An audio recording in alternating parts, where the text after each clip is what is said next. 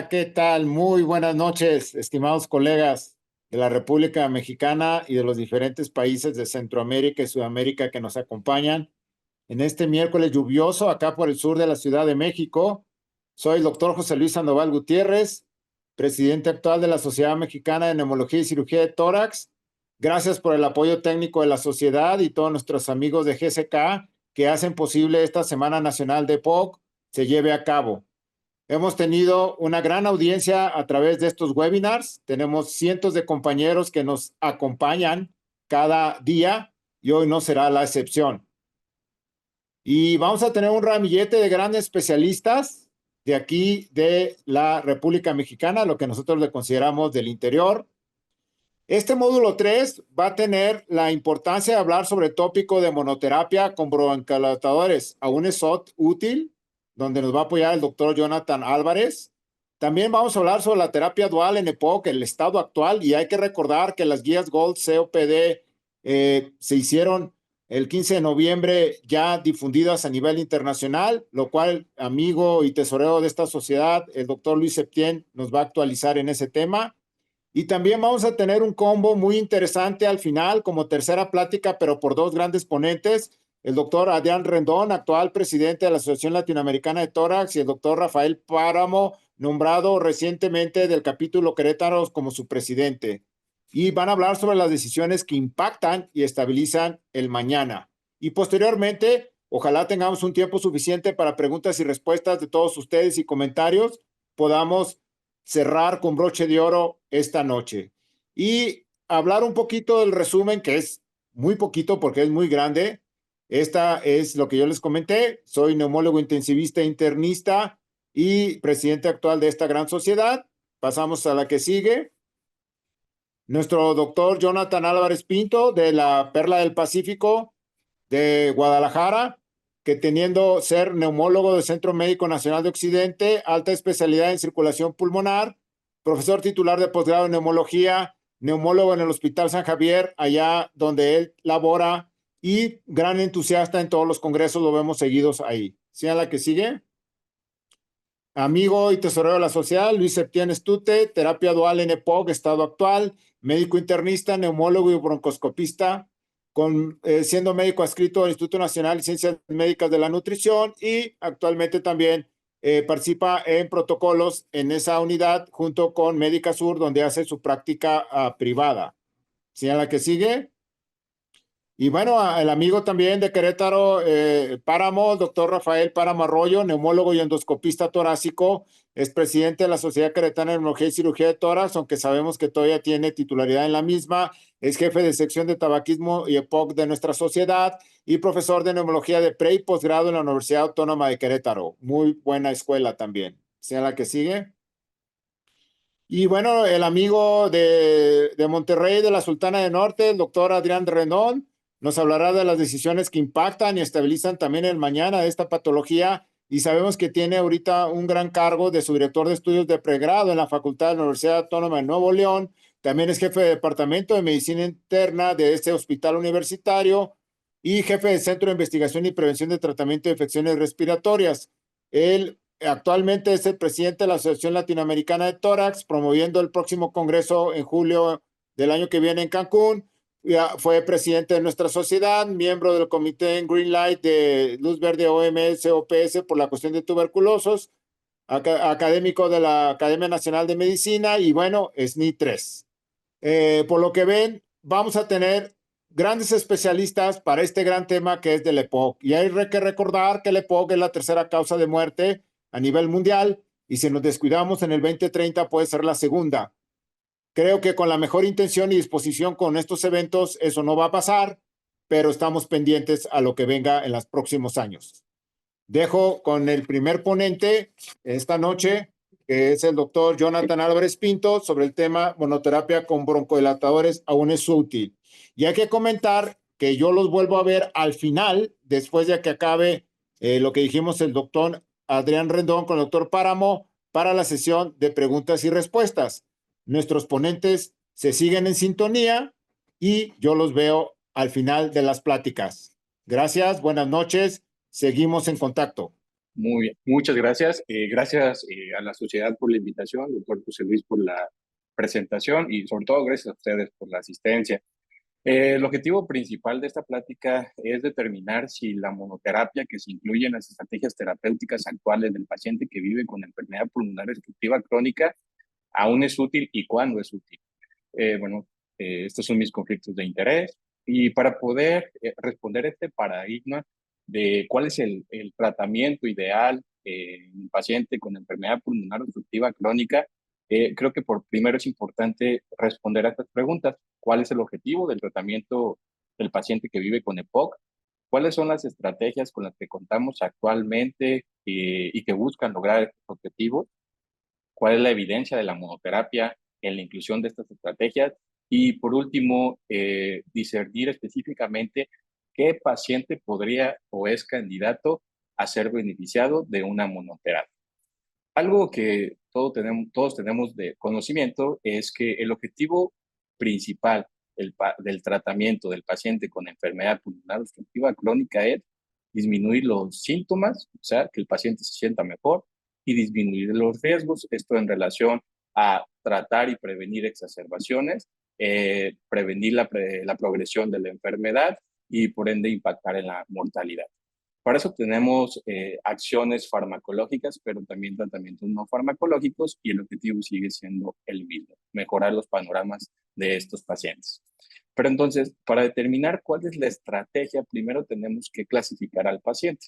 Esta es la actualización de las guías GSPOC publicadas en 2022, donde ellos identifican a un paciente con riesgo bajo y sugieren una monoterapia con un LAMA y a un paciente con riesgo alto que posteriormente subclasifican en no agudizador, agudizador no eosinofílico y agudizador eosinofílico y a partir de aquí determinar cuál es la estrategia terapéutica tanto en el inicio del tratamiento como en la etapa secuencial.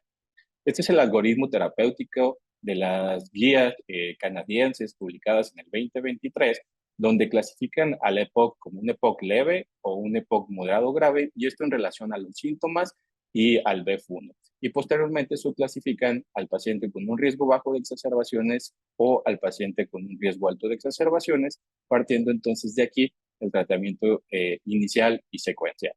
Este es el panel que ya todos ustedes conocen, no sufrió modificaciones en este documento de GOL 2024-2025 y básicamente clasifica al paciente en este panel respondiendo a dos preguntas. ¿Cómo se encuentra el paciente sintomáticamente? Y dos, ¿cuál es la historia de exacerbaciones en su historia clínica? Algo que hemos visto en los últimos años en estas recomendaciones de este consenso de expertos es que no existe ninguna recomendación actual donde se incluya como tratamiento un LABA y un glucocorticoide inhalado. Tener presente la importancia de saber que la enfermedad no es estática, que puede cambiar y cambia en el transcurso del tiempo, la importancia de revisar y ajustar los tratamientos, considerar otras opciones farmacológicas cuando los fármacos, los dilatadores, el corticoide inhalado no son suficientes para alcanzar los objetivos y también considerar que existen opciones terapéuticas intervencionistas como la reducción de volúmenes pulmonares en pacientes seleccionados. Y entonces, situarnos en estas dos condiciones o dos rasgos a tratar en la revaloración del paciente. Si el objetivo no alcanzado es la disnea y nos encontramos en una monoterapia, la sugerencia es escalarlo a una doble broncodilatación.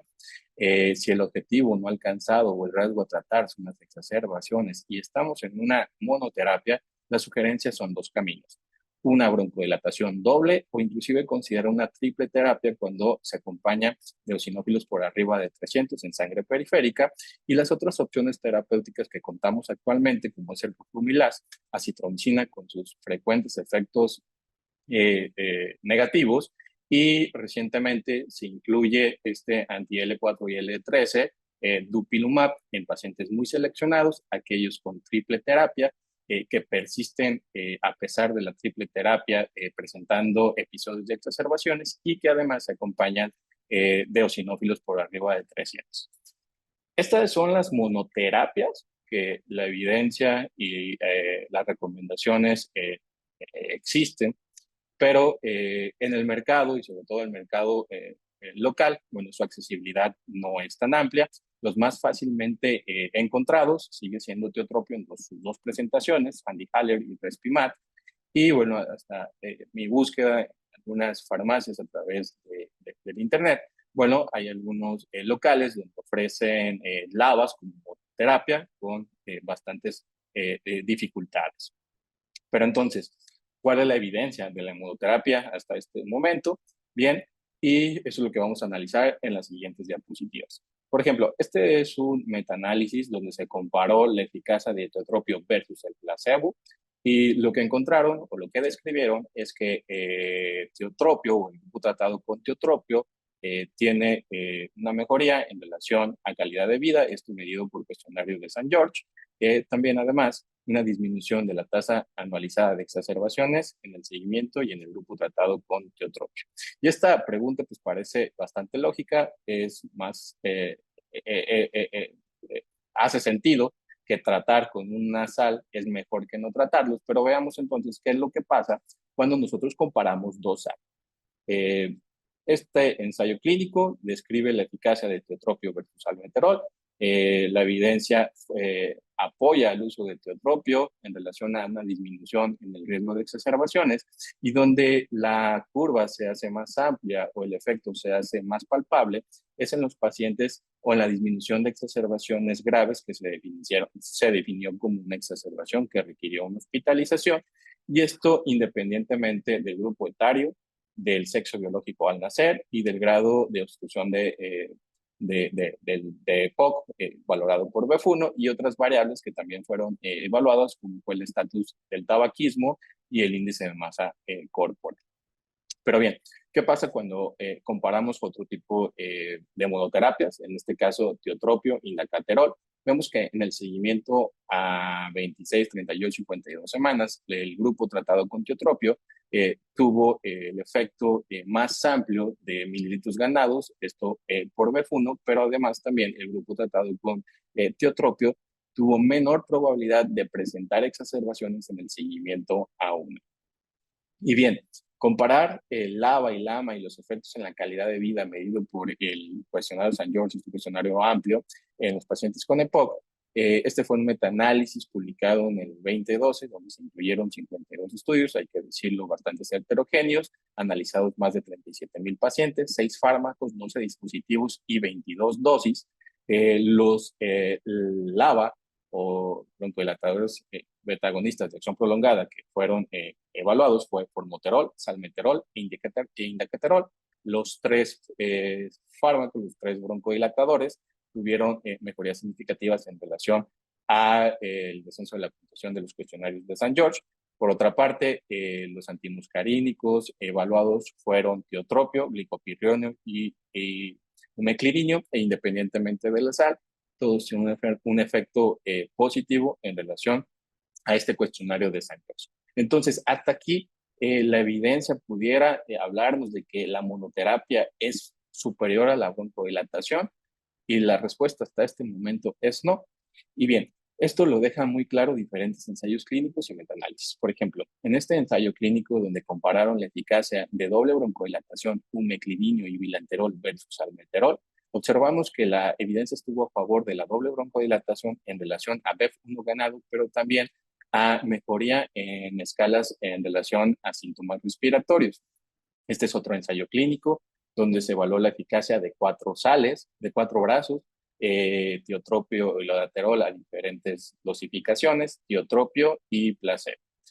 Lo que encontraron fue que los pacientes que habían recibido o recibieron doble broncodilatación tenían mejor puntuación o impacto más importante en el cuestionario de San George, pero además también tenían una mejoría de BEF1 más importante en comparación con los pacientes con monoterapia y placebo. El grupo que más favoreció fueron los que recibieron doble broncodilatación, tiotropio o lodaterol, con la dosificación 5 picogramos.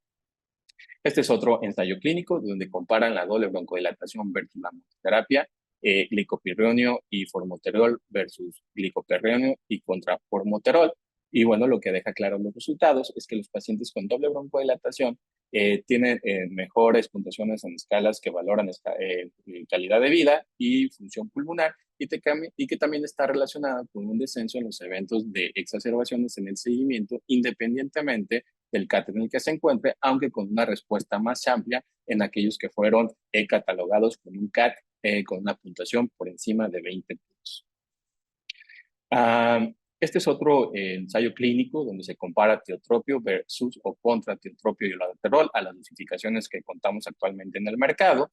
La doble terapia también se vio favorecida, donde reportan disminución de las exacerbaciones en el seguimiento a 6 años y también un impacto más amplio y significativo en el descenso de la puntuación de CAT en el grupo tratado con doble broncodilatador.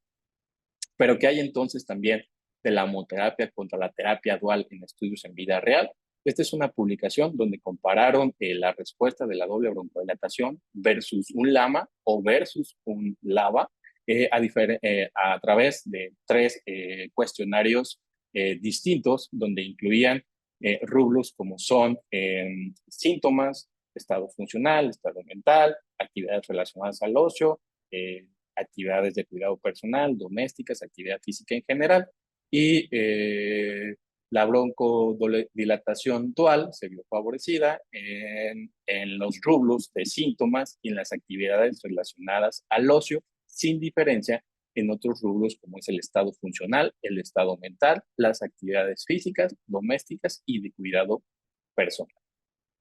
¿Y qué tenemos cuando evaluamos la monoterapia contra la terapia combinada en relación al BEF1?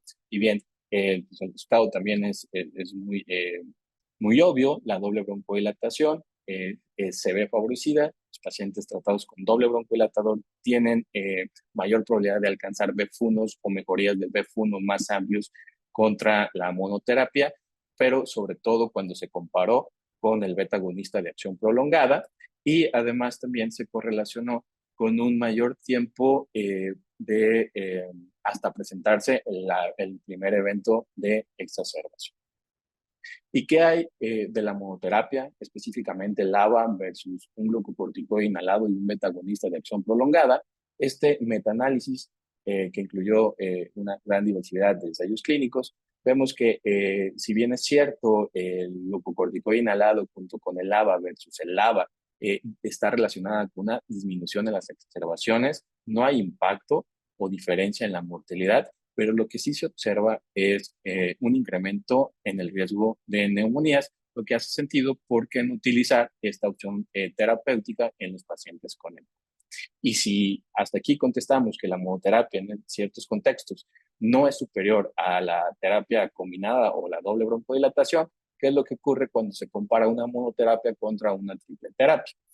Esto es el resultado de 2 publicaciones. La primera es un metaanálisis publicado por el grupo chino, donde evaluaron la triple terapia versus un LAMA. Fueron 10 ensayos clínicos y lo que encontraron es que la triple terapia estaba relacionada con disminución del riesgo de exacerbaciones, pero además de mortalidad por todas sus causas.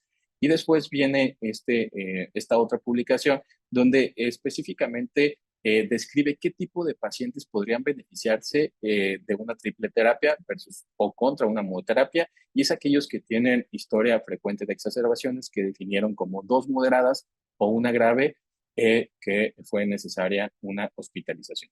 Puntualmente, estas actualizaciones de este documento GOL 2024-2025 nos dicen que la broncodilatación en monoterapia debe de ser ofrecida en los pacientes que cumplen la definición del panel A, dado que la monoterapia está relacionada con mejoría significativa de la función pulmonar, disminución de la disnea, incremento del estado de salud y reducción de la tasa de exacerbaciones en el seguimiento a 1 año. Si hay que elegir entre un LABA y un LAMA, LAMA tiene mayor evidencia en relación a disminución de exacerbaciones comparado con el LABA y con un impacto más pronunciado en el descenso de hospitalizaciones secundarias a una exacerbación por el glucocorticoide inhalado, como lo comentamos, es cierto, disminuye el riesgo de exacerbaciones, pero incrementa el riesgo de neumonías, por lo cual no debe de ser utilizado como una monoterapia. Ya casi para concluir, estas son las recomendaciones puntuales de diferentes guías, consensos y documentos de expertos en enfermedad pulmonar obstructiva crónica. Gold, en esta publicación 2024-2025, sugiere monoterapia en el paciente que cumple definición panel A, que definen como paciente poco sintomático y sin exacerbaciones graves o una moderada, que es EPOC en el 2021, al paciente en riesgo bajo, que definieron como paciente poco sintomático, sin exacerbaciones graves o una moderada, pero además agregan un BF1 por arriba del 50%. Las guías mexicanas de POC 2020 apoyan esta noción, pacientes poco sintomáticos sin historia de exacerbaciones frecuentes, y la guía canadiense publicada en el 2023, la monoterapia podría ser iniciada en pacientes que cumplan definición de POC leve, que cumpla estos tres rubros: poco sintomático, bajo riesgo de exacerbaciones, pero además son todavía más estrictos en relación al BF1 y sugieren que el paciente tenga que estar en un BF1, en predicho por arriba del 80%. Lo que sí se ponen de acuerdo todas estos consensos y guías de expertos es que en el paciente con historia de exacerbaciones, muy sintomáticos, con un BF1 bajo y con eosinofilia, por aquí no va la monoterapia y deben incluirse otras estrategias en las que se comparte o la terapia broncodilatadora dual o la triple terapia.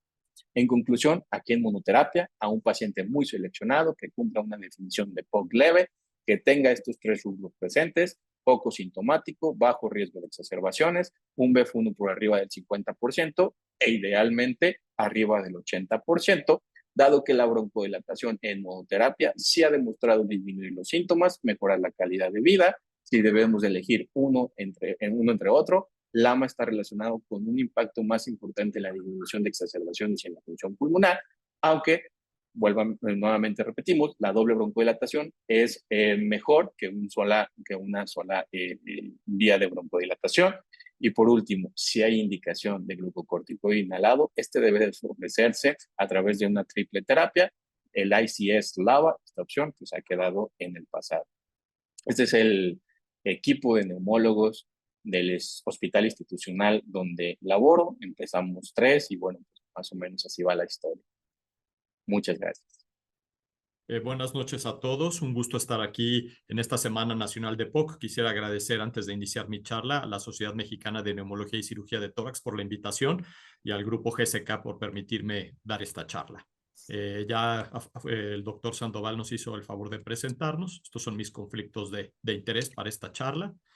Y sin más preámbulo, recordemos un poco algo de la epidemiología de POC. Sabemos que es una enfermedad con una prevalencia global de 10.1% a nivel mundial. Actualmente ya es la tercera causa de muerte. Se registraron 3.2 millones de muertes en 2023 y estas muertes se han relacionado más en países que tienen bajos y medios recursos. Como ustedes saben, la semana pasada recién se publicaron, nos salió el reporte 2025 de Gold, con algunos nuevos cambios o algunos puntos que a lo mejor no se habían tocado. Por ejemplo, ya actualmente tiene 162 nuevas referencias el reporte. Actualización en el esquema de vacunación. Sabemos que este ha cambiado y que se han incluido otras vacunas, entre ellas la de COVID, la de pertussis y la de virus incisional respiratorio. Se ingresaron nuevos medicamentos como el dupilumab o la enficentrine, que es un inhibidor de fosfodiesterasa. Se habla también, ya hay un capítulo de riesgo cardiovascular en EPOC, que se le ha dado mucha importancia. También hay un capítulo de hipertensión arterial pulmonar y EPOC y cómo debe ser el manejo. Lo que sí no cambió mucho fue la forma de abordar a los pacientes. Sabemos que esta herramienta no ha cambiado a lo largo del tiempo. Seguimos utilizando la espirometría, seguimos utilizando el CAT y el MMRC para los síntomas clínicos y seguimos utilizando el número de exacerbaciones al año para poder nosotros catalogar a los pacientes en grupo A, B y E. Y por ende tampoco el tratamiento inicial farmacológico no ha cambiado. Sabemos que en el grupo A recomiendan un broncodilatador, en el grupo B un LABA-LAMA y en el grupo E LABA-LAMA, y se considera la terapia triple en pacientes que sean exacerbadores frecuentes o que tengan niveles de eosinófilos arriba de 300 células. Esta es la recomendación, que tampoco cambió mucho, el uso del corticoesteroide inhalado, en qué pacientes se debe de utilizar y en quién no. ¿Y cuáles son las metas de tratamiento de EPOC? Ya sabemos que es importante reducir los síntomas, mejorar la tolerancia al ejercicio y mejorar el estado general del paciente, y también, ¿por qué no?, reducir el riesgo futuro, prevenir y tratar las exacerbaciones, prevenir la progresión de la enfermedad y al máximo tratar de reducir la mortalidad. Para esto vamos a tocar un punto muy interesante que es el deterioro clínicamente importante. Este es hablando un poco sobre cómo podemos alterar la progresión de la enfermedad.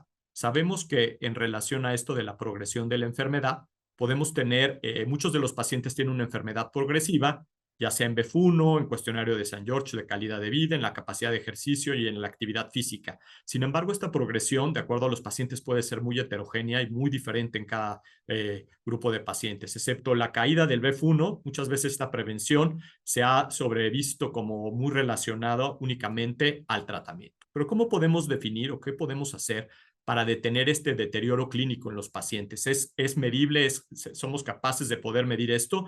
Cuando ocurre una primera exacerbación, cómo evaluamos el deterioro del estado funcional general y cómo evaluamos la pérdida de la función pulmonar. Este deterioro clínicamente importante, utilizamos 3 rubros, obviamente en exacerbaciones, la ocurrencia de una exacerbación ya sea moderada o severa. En la parte clínica, arriba de 4 puntos de cuestionario, de un incremento de 4 puntos en el cuestionario de St. George o más de 2 puntos de incremento del CAT basal. Esto nos habla de que el paciente está teniendo una progresión.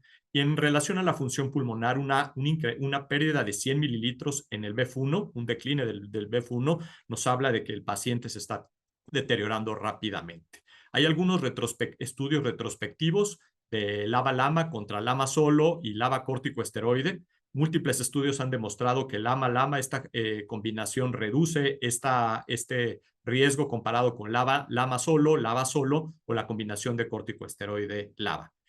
Umeclinidio bilanterol reduce también este primer componente del deterioro clínicamente importante comparado contra LAMA solo y cuando se compara solo contra otros anticolinérgicos como umeclinidio tiotropio o incluso con la monoterapia con LABA. Y también umeclinidio bilanterol se ha reducido este riesgo cuando se comparó también con tiotropio y en poblaciones que estaban bajo tratamiento libre de corticosteroides.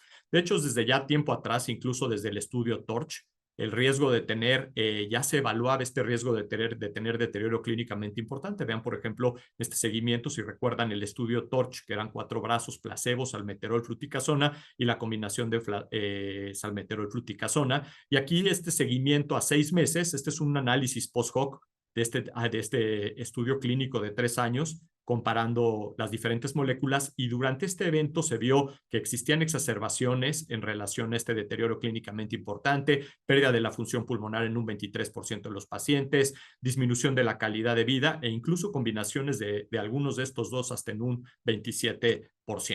Después sale este estudio interesante ya publicado en el 2019, que es el estudio IMAX. Este estudio IMAX lo que buscaba, el punto principal es un comparativo de terapia dual en dispositivo elipta, umeclinidio bilanterol, contra umeclinidio solo y también salmeterol solo por vía discus. Y el punto principal de este estudio era el BEF1 Valle a la semana 24. Esto se evaluó prospectivamente, este deterioro clínicamente importante durante 24 semanas, y algo importante en este protocolo era que los pacientes tenían que tener un periodo de lavado de más de 6 semanas, que estuvieran libres de corticoesteroide o de corticoesteroide LABA para que no interfiriera con los resultados. Este primer estudio fue con una evaluación prospectiva de la terapia dual contra la monoterapia, y hay algunos puntos importantes, por ejemplo, como la evaluación del cuestionario de St. George, la definición de CAT y algunos elementos que incluían también el CAT y a la vez cuestionario de St. George y el índice transicional de disnea que fuera mayor de 1 unidad. Y estos resultados del estudio IMAX, el estudio IMAX nos reporta que con el umeclinidio bilanterol hubo una reducción de este riesgo de deterioro clínicamente importante, 16 a 25 contra umeclinidio y 26-41 cuando se comparó contra salmeterol en las 3 definiciones de deterioro clínicamente importante. Y por otro lado, en un grupo preespecífico también comparando umeclinidio bilanterol, reducción de un 22% contra salmeterol y 26-41 cuando se comparó umeclinidio contra salmeterol.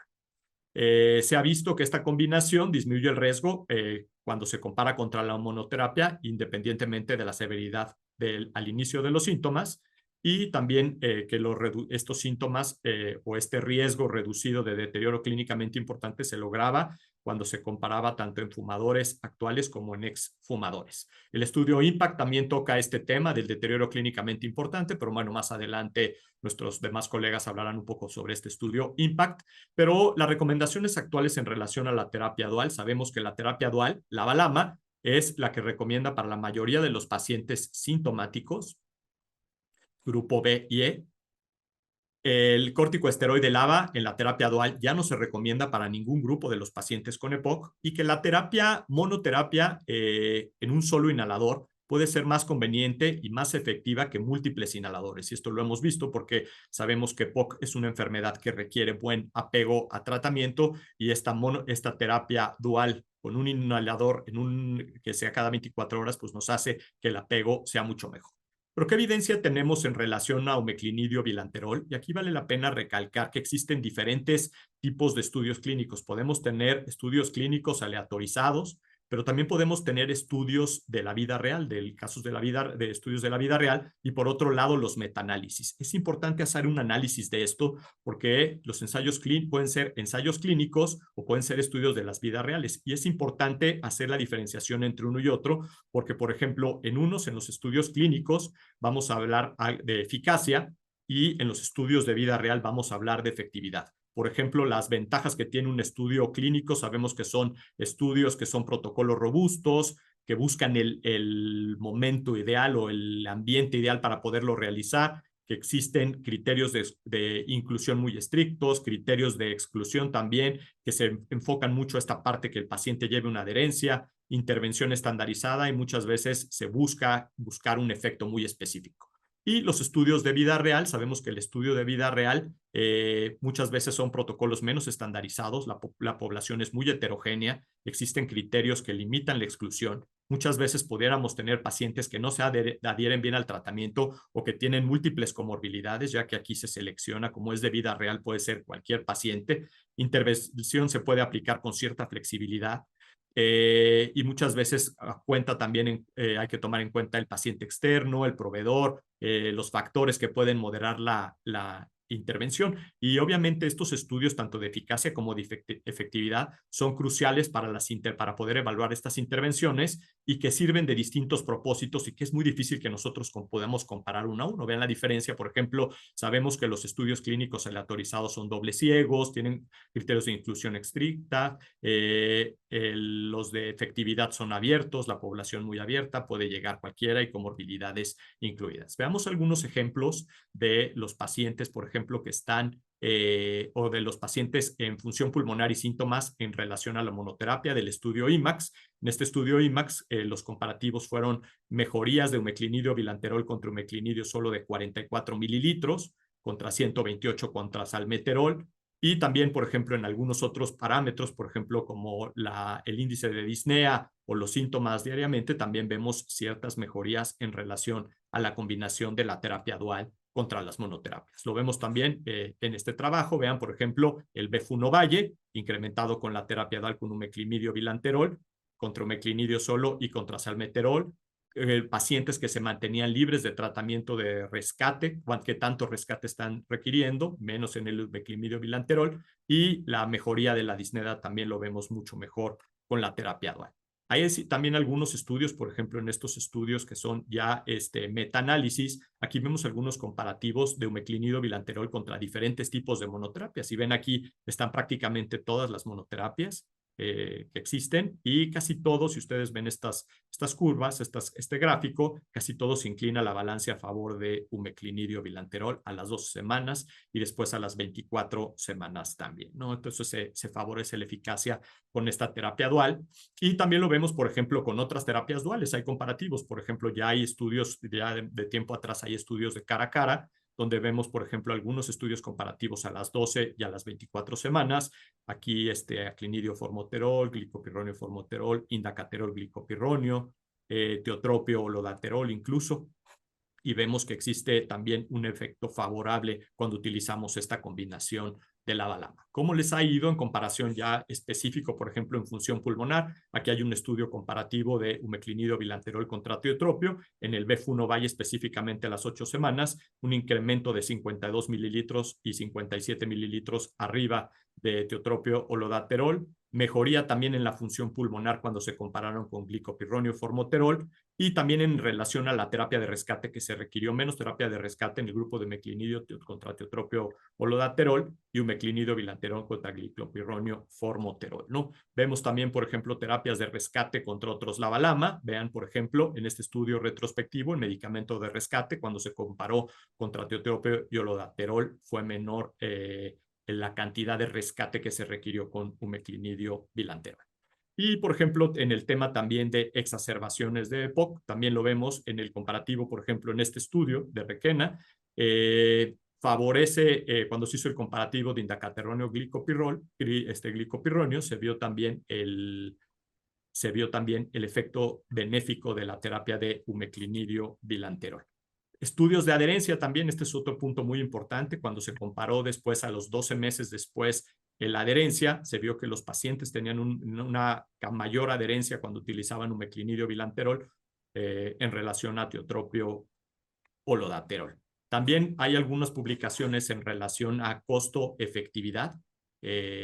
Vemos el costo-efectividad como también en relación contra otras terapias duales, aclinidio formoterol, tiotropio aleterol, indacaterol glicopirronio y glicopirronio formoterol. El uso de la combinación de umeclinidio bilanterol se predijo y tuvo una mejoría en los estados generales y menores costos comparados con otras terapias duales. También hay algunos estudios en relación a los comparativos de los dispositivos. Vean, por ejemplo, estos dispositivos, el IPTA contra Discus. Este es un trabajo que se hizo para ver cuántos pacientes tenían menos errores o más de un error críticamente, un error crítico en el uso del dispositivo IPTA cuando se compararon contra otros 5 inhaladores.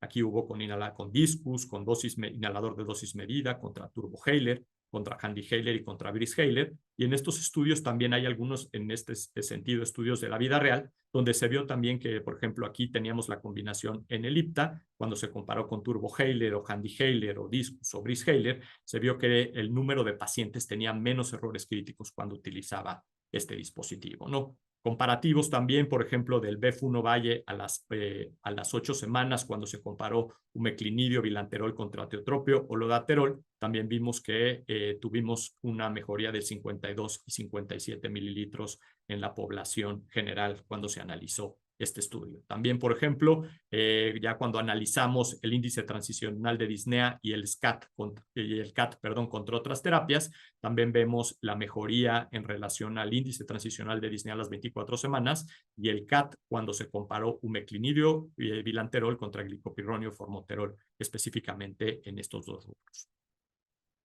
Y dejé hasta el final la cereza del pastel, terapia dual contra terapia triple en EPOC. Este es un tema siempre de controversia en el grupo de neumólogos. Recordar que, bueno, según las guías, la terapia triple no necesariamente es para todos los pacientes, pero sí hay subgrupos de pacientes que se van a beneficiar mucho más. Ya vimos que los pacientes que tienen BEF1 abajo de 50%, sintomáticos, exacerbadores frecuentes y que tienen eosinófilos elevados. Y aquí entran algunos temas interesantes que eran los comparativos de los estudios de mortalidad y los estudios de vía real, los estudios aleatorizados.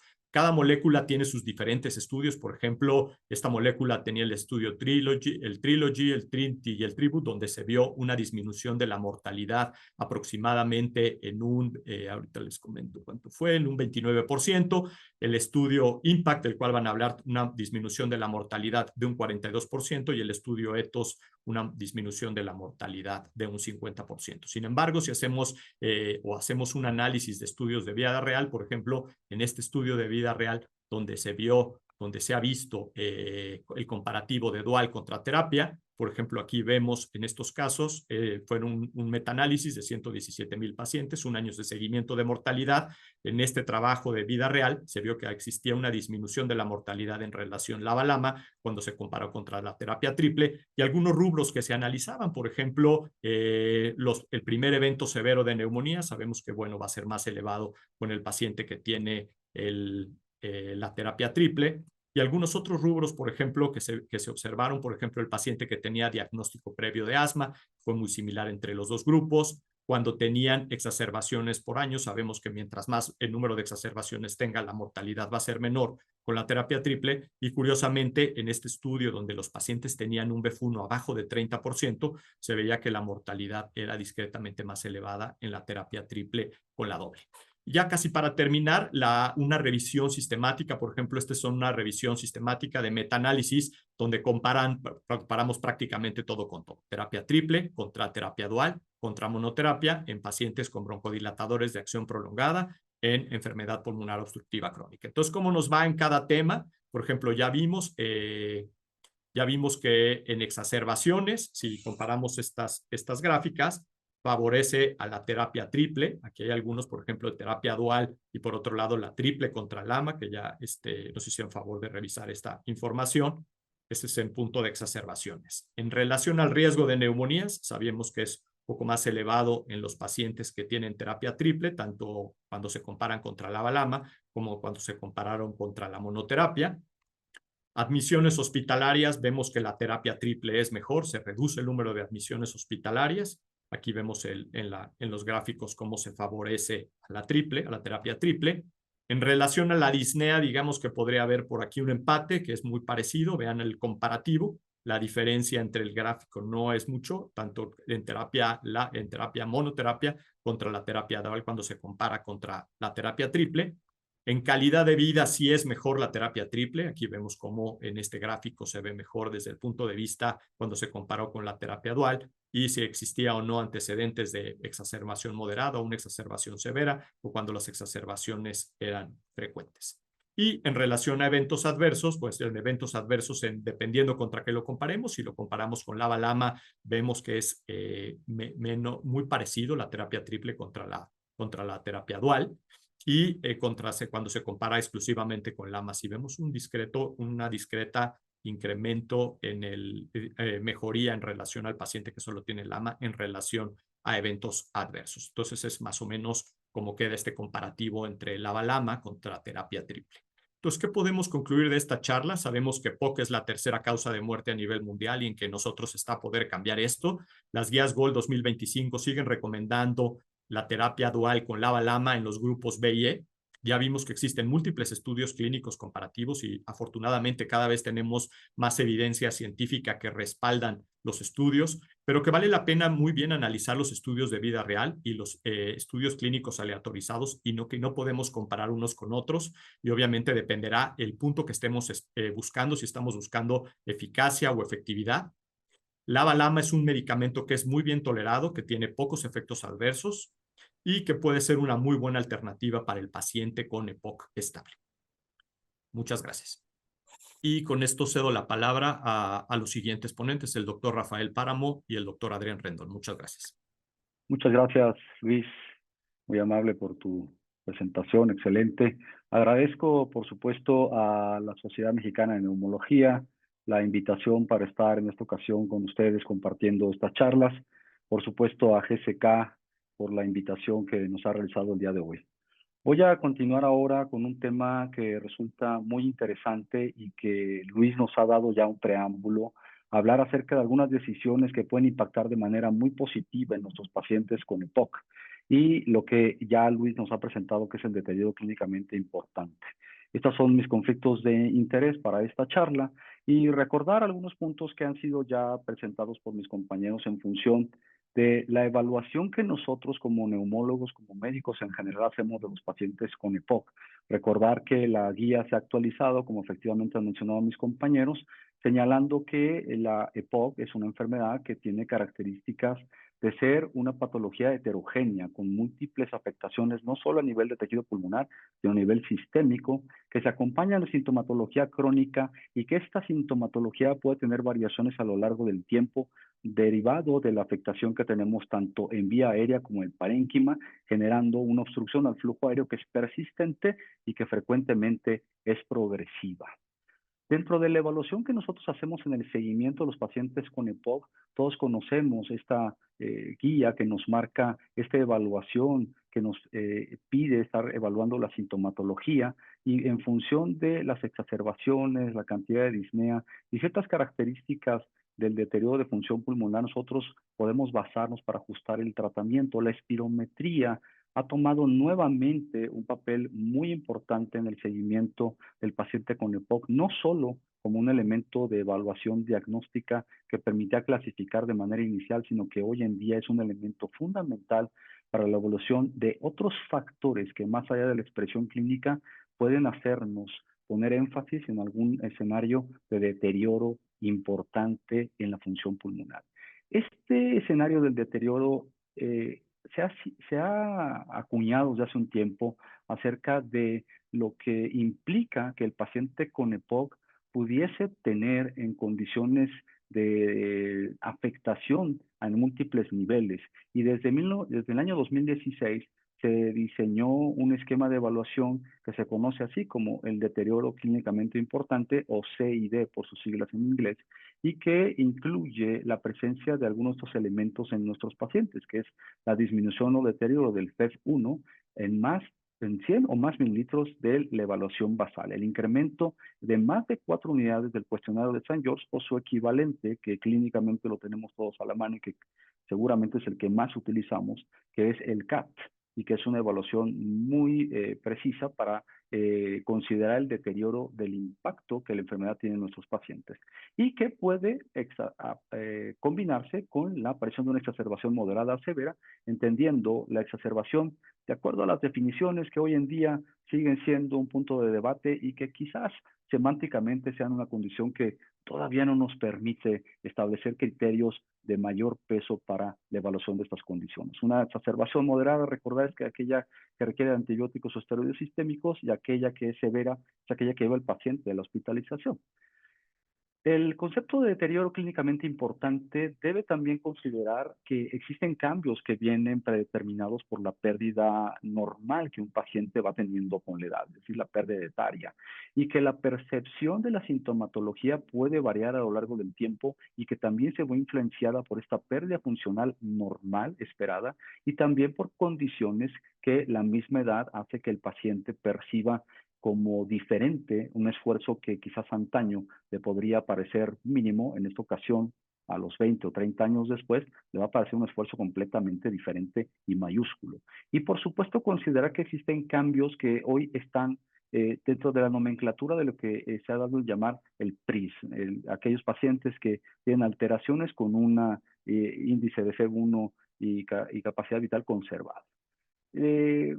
Gold nos ha señalado a lo largo del tiempo que para tratar a nuestro paciente debiéramos tener presente una serie de metas que son importantes. El primero es reducir la sintomatología, calidad de vida. Esto implica mejorar síntomas, tolerancia al ejercicio y en general un estado de salud que sea estable o incluso mejorarlo con el tratamiento.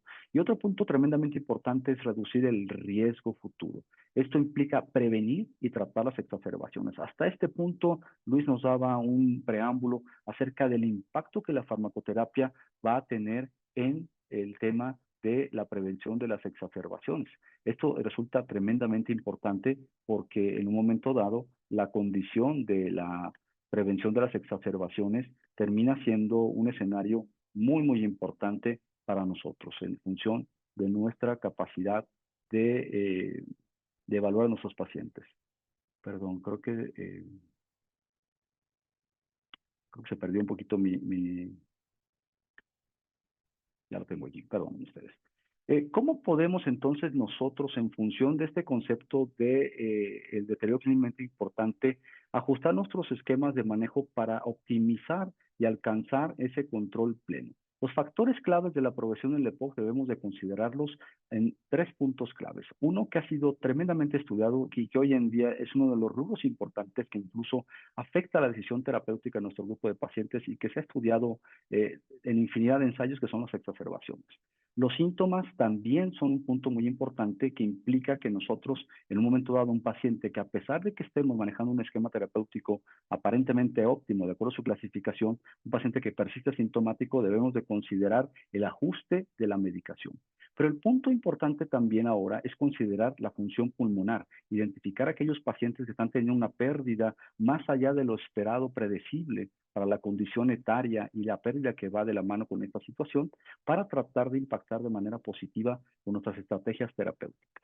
Recordemos que el concepto que involucra el deterioro clínicamente importante es tratar de impactar en la progresión de la enfermedad, reduciéndola, ralentizándola o incluso en algunos casos, pues teniendo un impacto positivo en que ésta no progrese más allá. Recordemos que la progresión de la enfermedad es heterogénea en los pacientes y depende de múltiples factores involucrados y en muchas ocasiones incluso un punto tan importante y tan básico como es aquel paciente que sigue fumando y que a veces nosotros echamos de lado por no considerar este punto en el tratamiento integral de nuestros pacientes. Este concepto de la pérdida del FEV1 es un punto muy importante que no ha sido considerado hasta ahora en la evaluación y el manejo de los objetivos terapéuticos de nuestros pacientes. La evaluación del paciente con deterioro clínicamente importante es una herramienta que nos permite identificar tempranamente la respuesta terapéutica subóptima, es decir, aquel paciente que a pesar de estar en un esquema terapéutico de acuerdo a su clasificación, de acuerdo a su grupo, ese paciente no está logrando alcanzar esos objetivos. Este paciente deberíamos reconsiderarlo para un ajuste terapéutico. Y por supuesto, identificar aquel grupo de pacientes que están en riesgo de que la progresión de su enfermedad se haga todavía más acelerada. Ya Luis nos mostraba esta diapositiva hace un momento, cómo podemos nosotros impactar retrasando uno más de los siguientes eventos. La ocurrencia de la primera exacerbación, un punto tremendamente importante y que creo yo, como una opinión personal, es el punto de paradigma en la evaluación de los neumólogos y en el manejo del EPOC. ¿Nos vamos a esperar a que ocurra la primera exacerbación? ¿Podemos hacer algo hoy en día con la evidencia que tenemos para tratar de impactar en que esta exacerbación incluso no ocurra? El deterioro del estado de salud, es decir, la sintomatología y, por supuesto, el punto que yo mencionaba, la pérdida de la función pulmonar. Estos pacientes vamos a tener que estarlos evaluando de manera sistemática en cada visita acerca de la incidencia de las exacerbaciones, del cambio en la sintomatología mediante la evaluación del CAT y un punto que resulta quizás un tanto significativo es el estar evaluando espirométricamente a los pacientes quizá con mayor avidez. En muchas ocasiones el paciente tiene una espirometría inicial y pueden pasar años en que no hacemos ninguna espirometría. La evaluación en periodos cortos, al corto plazo, de escenarios de deterioro clínicamente significativo se basa en esos tres dominios independientes y pudiera en un momento dado ser de impacto positivo para tomar decisiones terapéuticas que impacten hacia nuestro paciente. Esto es muy importante para los resultados positivos que buscamos en el manejo de esta enfermedad a largo plazo. Algunas de estas diapositivas, ya Luis nos dio un preámbulo, no voy a enfatizar más que algunos puntos muy importantes. Desde el estudio TORCH, que todos recordarán, ya tiene pues un par de décadas de que se hizo este estudio, empezamos a identificar que aquellos pacientes con tratamiento les iba mucho mejor que aquellos que no.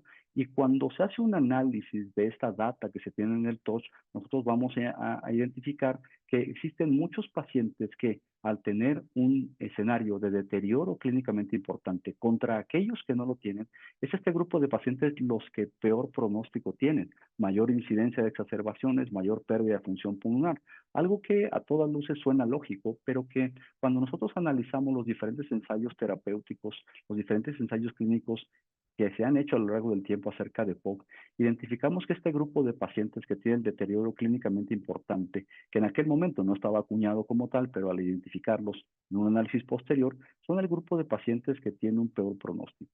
Por ejemplo, aquí vemos en aquellos pacientes que tuvieron más exacerbaciones, aquellos pacientes que tenían un escenario de deterioro clínicamente significativo, tenían incluso un riesgo mayor de exacerbaciones hasta en un 61% y de mortalidad comparado con aquellos que no tenían este escenario de deterioro clínicamente importante. Y he de aclarar aquí que no necesariamente es un paciente que se exacerbó, sino que es un paciente que simplemente modificó su sintomatología o que en la espirometría identificamos que está teniendo una pérdida de función pulmonar mayor a la esperada. Cuando se hace análisis de diferentes ensayos, vamos a ver que este grupo de pacientes tiene un impacto en mayor riesgo de exacerbaciones, tanto moderadas como severas, que son las que mayor impacto tienen, tanto en deterioro clínico posterior, en pérdida de función pulmonar y mayor riesgo. Estos pacientes que han tenido deterioro clínico sin que la exacerbación los haya llevado al hospital, van a tener a lo largo del tiempo mayor riesgo de terminar con un evento de hospitalización y, por supuesto, van a tener una mayor mortalidad a lo largo del tiempo. El estudio Eclipse, que es el estudio pivotal que nos mostró cuál es el comportamiento de las exacerbaciones y el impacto que tienen en la historia de la enfermedad pulmonar obstructiva crónica en cada uno de sus pacientes, también nos ha mostrado que aquellos pacientes que tuvieron exacerbaciones y que tenían además el escenario combinado de la evaluación del deterioro clínicamente significativo, es decir, exacerbación, pérdida de función pulmonar y, por supuesto, deterioro significativo en sintomatología, van a ser pacientes que incrementan su riesgo de tener más exacerbaciones, eso fue algo evidente en el estudio Eclipse, la hospitalización como riesgo asociado a esa exacerbación y la mortalidad que va de la mano con estos escenarios. Pero combinando esos tres elementos, vamos a ver que este riesgo es mucho mayor hasta en un 181% cuando estas tres evaluaciones combinadas impactan en nuestro paciente que tiene el deterioro clínicamente significativo. Un estudio japonés similar al estudio EROS que todos conocemos nos ha mostrado también que estos pacientes que tienen deterioro significativo van a tener un menor periodo para que se presente la primera exacerbación, un menor periodo de tiempo para que después de haber tenido una exacerbación fallezcan. Estos pacientes, aún en esas condiciones, son pacientes que tienen un riesgo muy elevado. El doctor Septien hace unos momentos nos mostró algunas diapositivas acerca de los comparativos entre las diferentes estrategias farmacológicas y quiero yo solamente hacer énfasis de manera muy sucinta acerca de estos elementos.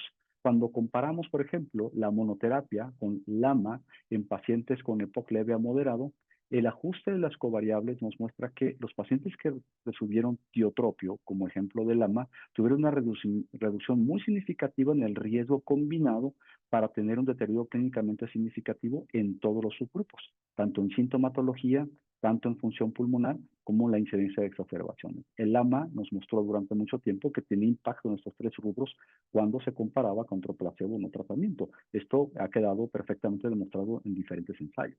Pero ¿qué pasa cuando vemos la combinación de LABA y LAMA y lo comparamos contra otra estrategia terapéutica?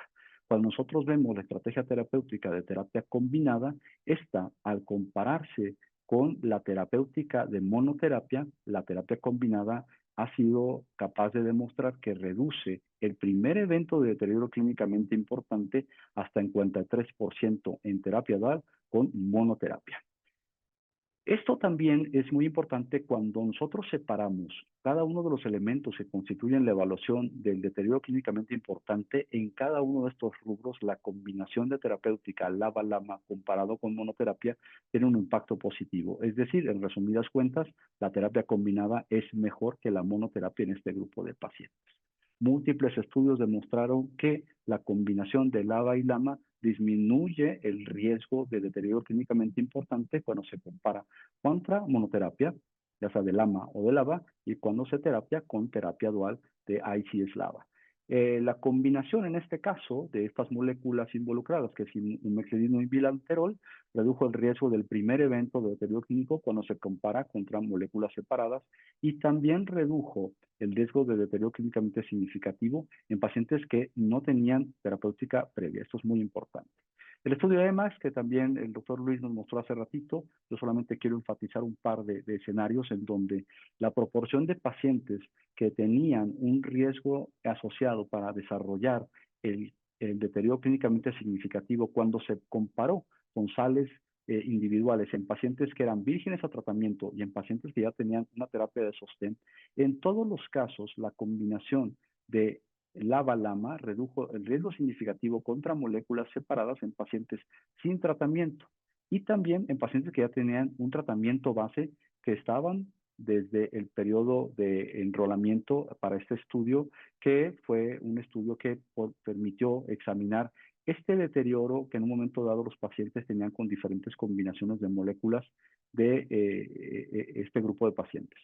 El estudio EMAX también permitió evaluar a pacientes que tenían menos sintomatología, es decir, aquellos pacientes que probablemente la repercusión clínica no fuese tan evidente, es decir, aquellos que tenían un CAT menor de 20, pero que al final del día podían desarrollar un cambio en ese esquema de evaluación del CAT que significara un deterioro clínicamente importante y en el cual la combinación de las moléculas logró también reducir este escenario. Un punto importante que comentaba al inicio de la plática es ese escenario que seguramente todos tenemos cotidianamente. El paciente con EPOC que tiene un deterioro importante, pero que a pesar de nuestro consejo, a pesar de que es evidente su deterioro, a pesar de que tiene un diagnóstico, sigue fumando. Aún incluso en este grupo de pacientes en los cuales tenemos mucho por hacer, al menos farmacológicamente, este tipo de combinaciones puede tener un impacto positivo tanto en fumadores actuales como en exfumadores en ese periodo de inflamación residual que a veces dura un tiempo prolongado. En resumen, para este tipo de combinaciones, pues la doble terapia ha sido mejor que las moléculas solas para reducir el riesgo de deterioro clínicamente importante. ¿Qué pasa con la triple terapia? Igual que lo mencioné para las previas, únicamente haré algunos comentarios muy puntuales para no redundar con las diapositivas que nos mostró el doctor Luis Etienne. La triple terapia, cuando se combina con terapia dual, que hoy en día es muy cierto, ya está fuera de las consideraciones terapéuticas para el manejo del paciente con EPOC, es la triple terapia superior en el manejo del riesgo de exacerbación de deterioro clínicamente significativo hasta en un 51-52%, para la memoria 50%, cuando se compara, por ejemplo, con esta combinación de budesonida y formoterol en el manejo de pacientes con EPOC. La triple terapia redujo también el riesgo de desarrollar un primer evento de deterioro clínicamente significativo. Si bien esto no necesariamente dice la exacerbación, tenemos que considerar este rubro como un punto muy importante y que creo yo que va a ser en el futuro uno de los elementos a evaluar en cuanto a las decisiones terapéuticas que nosotros pudiéramos tener para retrasar el escenario de la presentación de una primera exacerbación. Es decir, no solamente aquel paciente que ya es considerado un exacerbador crónico, exacerbador frecuente, perdón, pero que en un momento dado pudiéramos tener un impacto bien positivo en el riesgo que tiene ese paciente para desarrollar la primera exacerbación, a partir de la cual sabemos que ya hay un deterioro significativo. El estudio IMPA, que hace un momento Luis mencionaba, efectivamente tenemos algunos elementos aquí muy importantes en donde la triple terapia reduce significativamente el riesgo de que ese paciente presente un escenario de deterioro clínicamente importante cuando se compara contra las combinaciones de LABA-LAMA en diferentes escenarios, en todas y cada una de ellas la triple terapia con umexidinio, bilanterol y fluticasona redujo significativamente el riesgo de desarrollar un evento de deterioro clínicamente importante. Y el punto importante a destacar en este estudio es que la evaluación se hizo a lo largo de 2 periodos, a las 28 y a las 52 semanas, evidenciando que el efecto no solo es inmediato, sino que permanece durante mucho tiempo, lo cual, hablando de una enfermedad crónica como lo es la EPOC, resulta sumamente importante para la decisión terapéutica en el manejo farmacológico de este grupo de pacientes en quienes queremos que el efecto terapéutico sea sostenido. En resumen de estos ensayos, las mejoras en el riesgo asociado al desarrollo del deterioro clínicamente significativo con triple terapia contra la terapia dual y contra las moléculas separadas se mantuvieron en todos los elementos de las definiciones que conlleva el concepto de deterioro clínicamente significativo. Cuando nosotros volvemos al escenario de las metas de tratamiento del paciente con EPOC, hay que reconocer que la evidencia hoy en día sugiere que la disminución del FEV1 no es suficiente. Sin embargo, es muy importante que nosotros integremos las 3 esferas de esta evaluación integral para estar nosotros monitorizando a nuestro paciente en ese trípode que constituye el deterioro clínico, sintomático, el deterioro funcional y, por supuesto, el riesgo de exacerbaciones, que es un elemento individual e independiente, pero que va muy aunado a todos estos elementos para el deterioro del paciente. ¿Qué podemos nosotros tener como resultado de implementar una evaluación con este tipo de herramientas? Nosotros creemos que pudiéramos nosotros manejar la posibilidad de tener una habilidad pronóstica de una evaluación que nos permite establecer un escenario que nos permita anticiparnos escenarios patológicos.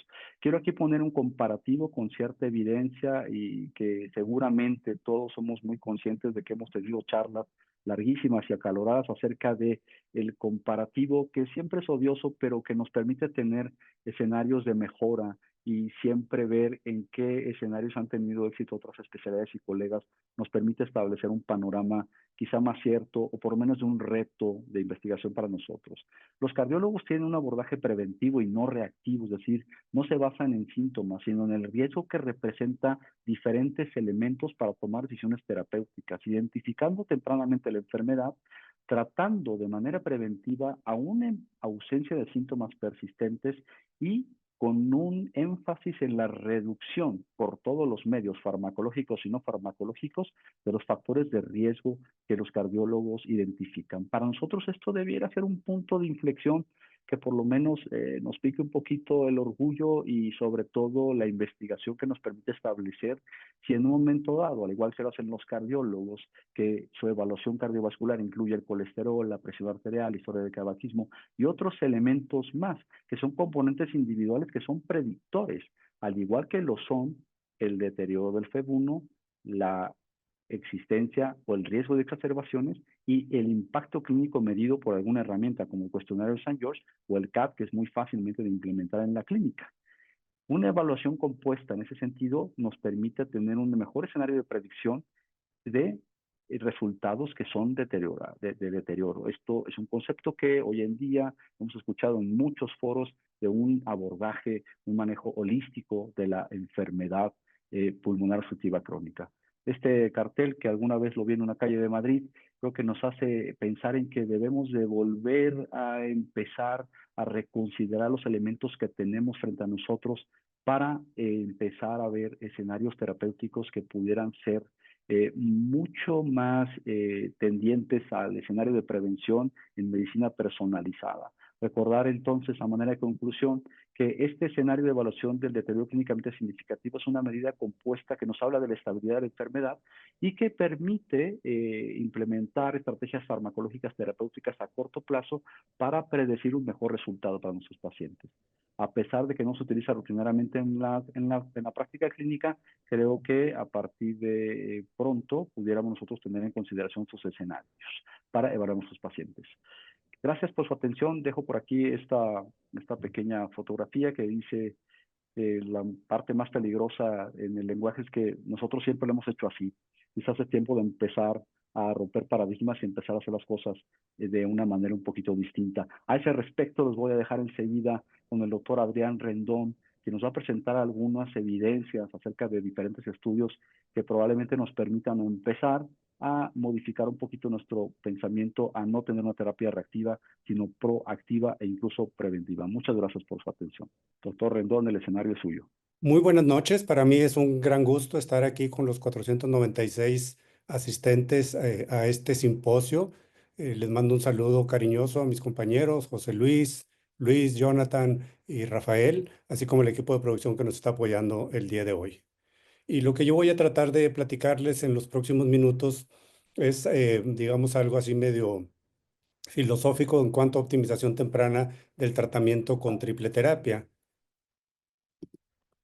En mis conflictos de intereses, vengo invitado por Jessica el día de hoy. Ya se mencionó previamente la gran mortalidad que está relacionada con EPOC, considerada como una causa de un problema serio de salud pública y que esperamos que este tercer lugar lo podamos mejorar, aunque los pronósticos nos dicen que para el 2050 se va a incrementar en millones el número de casos, aunque no ganemos el lugar, el número de gente que va a estar enferma de EPOC va a seguir creciendo si seguimos haciendo lo mismo que hacemos ahora. Yo quisiera repasar con ustedes qué nos dicen las guías y las recomendaciones con respecto a EPOC. A partir del 23 y todavía en el 24 tuvimos esta nueva clasificación que yo de manera metafórica la quise poner así como un semáforo donde viene el grupo A, el B y el E, los asintomáticos entre comillas, los disneicos y los exacerbadores para estar en línea con lo que recomienda GOL en cuanto al tratamiento y enfatizar que aquí lo importante es que aparecen en los grupos que básicamente todos los pacientes van a recibir doble terapia.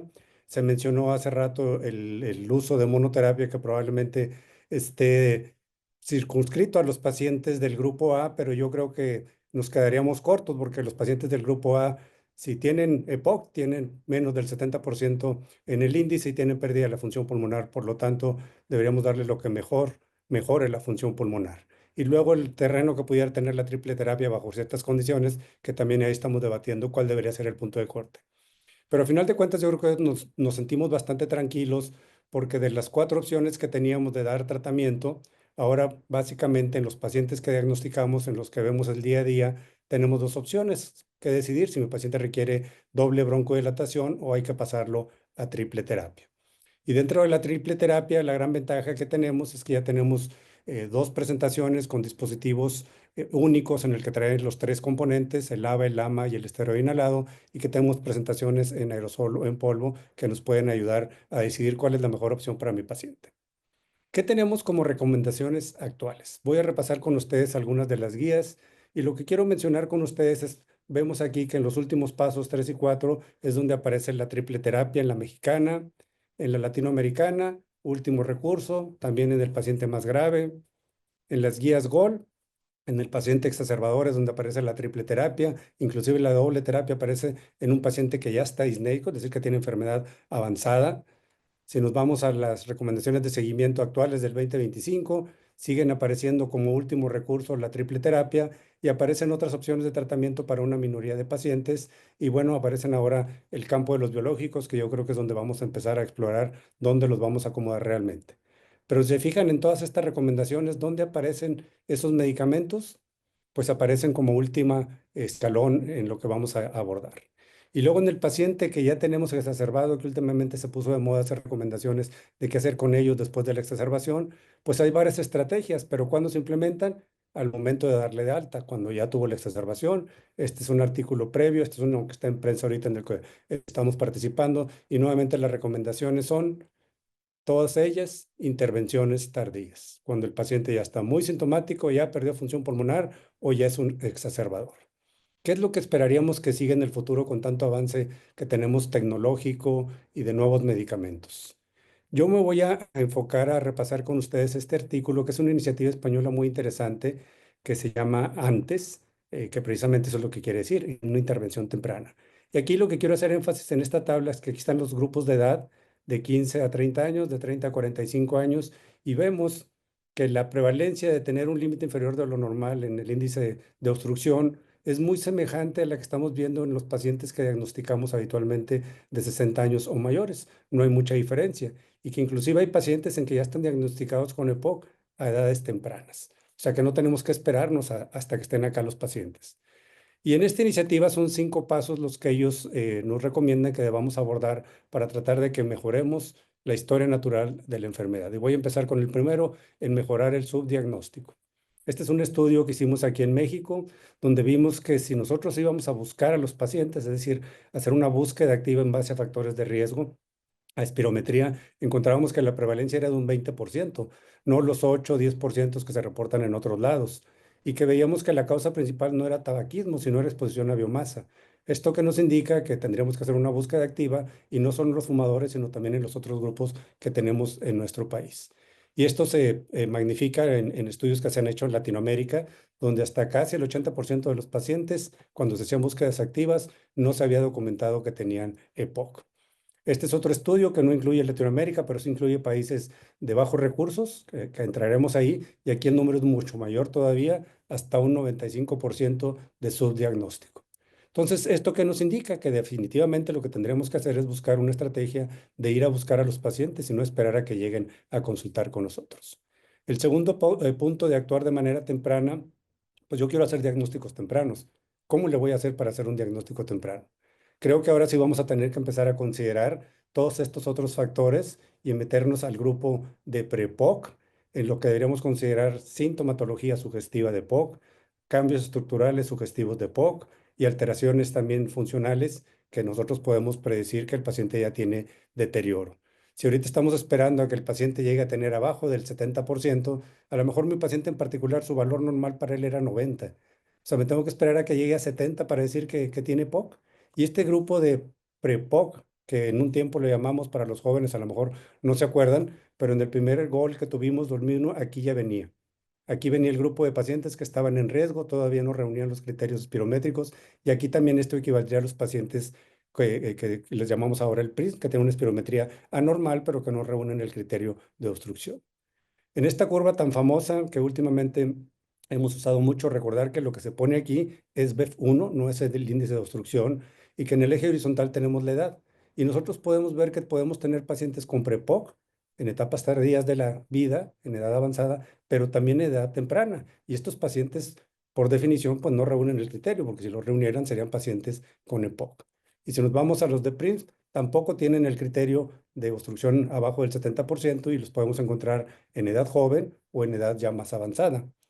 Si nos vamos a EPOC temprano o EPOC leve, nuevamente pudiéramos verlo dependiendo de dónde empezó el paciente, en edad temprana o en edad avanzada. Estos sí tendrían el criterio y por lo tanto estos sí serían dentro del grupo de EPOC. Entonces, se fijan, en este grupo de pacientes tenemos varias categorías. Tenemos los pre-EPOC, tenemos los PRISM, tenemos los EPOC joven, tenemos el EPOC leve y a final de cuentas todos son los grupos de pacientes que nos gustaría ver, detectar y tratar para prevenir que lleguen finalmente a estar en lo que vemos ahora los pacientes con EPOC ya avanzado. Ya los diagnostiqué, ya los tengo identificados. ¿Cómo puedo yo intervenir? ¿Qué terapéuticas tempranas puedo yo implementar de manera temprana? Ya sabemos lo que dice Gol y ya vimos ahorita que todas son recomendaciones tardías, cuando el paciente ya tiene el problema encima.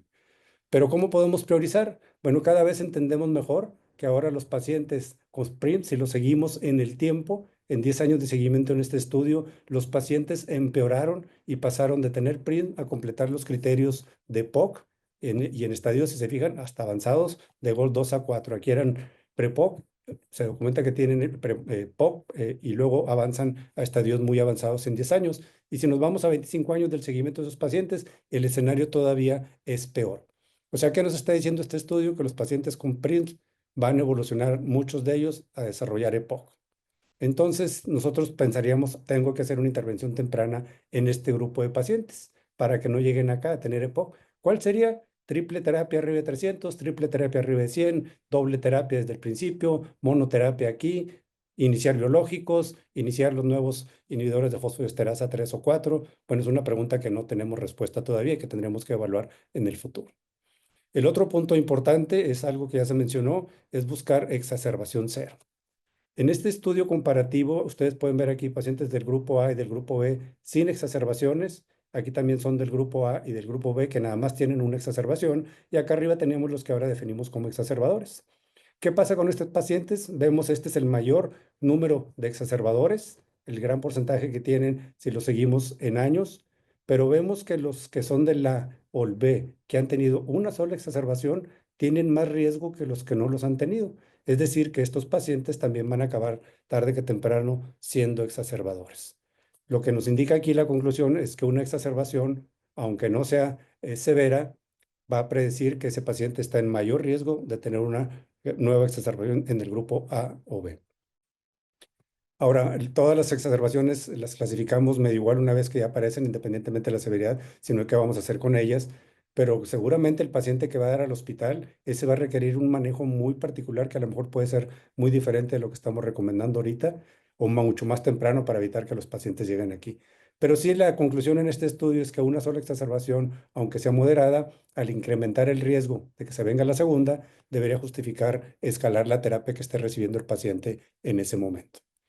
Históricamente, ¿qué hemos hecho? Tenemos una, dos exacerbaciones y aquí cuando intervenimos. Tratamos de prevenir la tercera exacerbación. ¿Por qué no empezamos desde aquí? Tratar de prevenir la primera en los A o B. ¿Por qué no tratar de prevenir la segunda en los A o B que nada más tienen una? Eso sí realmente sería una intervención temprana. La pregunta sería, ¿cómo puedo yo intervenir? LAVA y LAVA solos, un solo broncodilatador, dar triple terapia, no esperarme a que el paciente tenga 300 eosinófilos, sino desde 100 considerar la posibilidad. Nuevamente es una respuesta que tendríamos que contestarnos en el futuro. Y finalmente, ¿cómo podemos mejorar la sobrevida? El tema de sobrevida se empezó a retomar a partir de estos dos estudios, Impact y HITOS. Los estudios originales no buscaban eso, pero hacer un análisis post-hoc de estos estudios se demostró que impactaban en la mortalidad estas triples terapias. Y por lo tanto, esto se puso ya sobre el escritorio y la mesa de discusión para que empezáramos a considerar la mortalidad como algo que pudiéramos alcanzar o algo que deberíamos buscar. Recordemos que desde Torch, 2016, si mal no recuerdo, 2006, ya no me acuerdo el año, pero un estudio muy antiguo que se buscó mortalidad, pues reprobó muy apenitas el estudio y se nos olvidó esa información. Y ahora que le estamos agregando a ese estudio, que era LAVA más esteroide inhalado, el LAMA, probablemente sería el momento de que alguien, algún valiente, se animara a hacer un estudio semejante con triple terapia. Pero bueno, entonces el tratamiento temprano que buscaríamos, que no tuviéramos la primera exacerbación, que no se nos murieran los pacientes y no solo eso, que disminuyéramos la progresión de la función pulmonar, y todo esto obviamente va a implicar en mantener la calidad de vida. Entonces, la iniciativa esta, lo que trata de buscar es estudiar de manera concreta cómo todas estas intervenciones pueden mejorar la historia natural de los pacientes con diagnóstico temprano, tratamiento temprano y adecuado, para así reducir el impacto en mortalidad como un problema de salud pública que tiene la EPOC. Pero bueno, estamos hablando de intervenciones tempranas y mencioné varias preguntas que no tienen respuesta. Pero ¿qué sí sabemos al momento de esto? Probablemente lo que más luz nos ha dado en cuanto a la importancia de cómo manejar a estos pacientes son los estudios con triple terapia, en que se han comparado contra doble broncodilatación, terapia combinada de LABA más esteroidina al lado, doble broncodilatación, en el TRIBUT, el IMPACT y el ITOS. Estos estudios, nuevamente hago referencia, bueno, aquí viene la fecha, 2006, no andaba tan mal, de Torch, en que recordemos que en ese estudio más del 70% de los pacientes ya estaban en triple terapia. O sea, no es algo nuevo, es algo que estábamos haciendo desde hace mucho tiempo. Y bueno, en estos pacientes lo que estamos retomando ahora es información que habíamos dejado en el cajón y que hay que sacar y recuperar. Hemos dejado la triple terapia para el paciente exacerbador, pero también ya tenemos información en este estudio Cronos donde se usa doble terapia. La doble terapia se vio que mejoraba, disminuía el número de exacerbaciones, pero en pacientes no exacerbadores. O sea, esto realmente lo podemos considerar temprano. O sea, si un paciente es no exacerbador, significa que no era del grupo E. Este otro estudio aquí lo que valora, aunque se anuncia como una intervención temprana, realmente es un estudio hecho en pacientes exacerbadores. Y aquí lo que se trata de ver es, si yo identifico pacientes al momento de una alta hospitalaria, ¿qué tanto tiempo me tengo que esperar para iniciar triple terapia? O sea, la triple terapia estaría indicada por el solo hecho, una exacerbación hospitalaria, y es una exacerbación grave, ese paciente es candidato a triple terapia. Y aquí lo que valoraron es iniciarlo inmediatamente o iniciarlo después de 30 días. Y vieron el número de exacerbaciones y el riesgo de rehospitalizarse.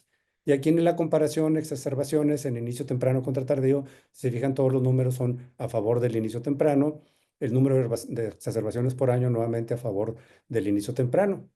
Entonces, la conclusión del estudio es que tenemos menos exacerbaciones, menos hospitalizaciones, y por lo tanto se reduce el costo del manejo de estos pacientes, que el costo hospitalario sabemos que es demasiado alto.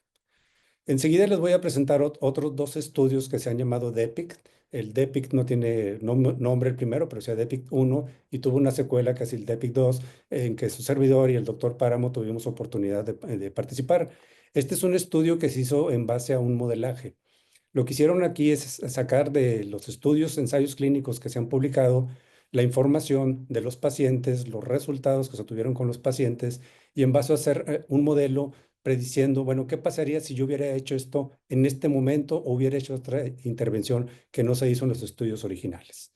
Esto se está poniendo de moda y creo que cada vez vamos a ver más estudios de este tipo. O sea, realmente estos estudios lo que hacen es simular un ensayo clínico, generan una hipótesis y en base al modelo tratan de contestarla. Todo esto se hace en la computadora, pero con bases de datos reales. Entonces, aquí lo que quiero mostrarles es la relación que tenemos entre la pérdida de BEF1 con respecto a las exacerbaciones. Aquí estamos viendo en los diferentes colores, si mi paciente en verde no tiene exacerbaciones, el que tiene más es el que veo aquí en naranja, y ustedes ven cómo, en rojo, perdón, cómo ven que entre más exacerbaciones tenga mi paciente, va a ser mayor la pérdida de función pulmonar. ¿Qué pasa si yo hago una intervención? Aquí en este caso tengo monoterapia, terapia combinada, terapia doble, terapia triple, y veo aquí en estos triángulos rojos que la ganancia en función pulmonar que más se tiene es cuando implementamos la triple terapia comparado contra las otras modalidades de tratamiento. Aquí es un comparativo de triple terapia contra doble terapia en este modelo digital, donde lo que se está viendo es exacerbaciones, y vemos cómo el número de exacerbaciones que pueden tener los pacientes cuando se utilizan la triple terapia, el tiempo entre una y otra es mucho mayor que cuando usamos solo doble broncodilatación. Y si nos vamos a función pulmonar, la ganancia en función pulmonar que se tiene, triple contra doble, vemos aquí 94 contra 40, sin importar la edad que tengan los pacientes. Esta gráfica pues es bastante representativa. Aquí vemos lo que pasaría en una persona que tiene POC y no es exacerbadora. Aquí lo que pasa en una exacerbadora en rojo, vemos cómo se pierde una gran cantidad de función pulmonar, que empieza como un GOL 1 y termina como un GOL 4. ¿Y qué pasa en estos grupos del medio, que es donde hacemos la intervención? Darles triple a los 40 años contra triple a los 65 años, o sea que entre más temprana demos la triple terapia, es menos la pérdida de función pulmonar que se tiene con el tiempo. Entonces, la conclusión de este estudio fue que la triple terapia iniciada a edad temprana, a los 40 años, conservaba más función pulmonar, 400, casi medio litro, comparado contra un cuarto de litro en los pacientes que tenían solo doble terapia, esto viendo la evolución de los 40 a los 75 años. Entonces, la conclusión de este estudio nos indicaría que es muy conveniente dar la terapia triple en edades más tempranas. En el seguimiento de esta secuela, bajo el mismo modelo de estudios, ahora lo que se hizo acá es buscar sobrevida, algo que no se había estudiado en el estudio previo, ya que se puso de moda la mortalidad. Y aquí vemos nuevamente un grupo de pacientes no EPOC, cómo morirían. Aquí estamos viendo la edad a los 75 años, qué porcentaje estaría muriendo. Y los pacientes con EPOC sin tratamiento vemos cómo tendrían una muy alta mortalidad. ¿Qué pasa si a esos pacientes les doy doble terapia a los 45 años? Mejoro la mortalidad que si no les diera tratamiento, pero ¿qué pasa si les doy triple? Todavía mejora más la mortalidad. Y aquí lo que se hizo es, iniciaron en doble a los 45 y 5 años después les cambiamos a triple terapia. Y vemos cómo hay menos mortalidad en ese grupo. Si nos vamos a calidad de vida, es lo mismo. El inicio, cambiar de doble a triple a los 50 años, los pacientes tienen mejor calidad de vida que si los dejo únicamente con doble. Si nos vamos a función pulmonar, se repite los mismos hallazgos. Los pacientes que les hacemos el cambio de doble a triple pierden menos función pulmonar que los dejo solo con doble terapia. Y aquí es representado numéricamente lo que veríamos en función pulmonar.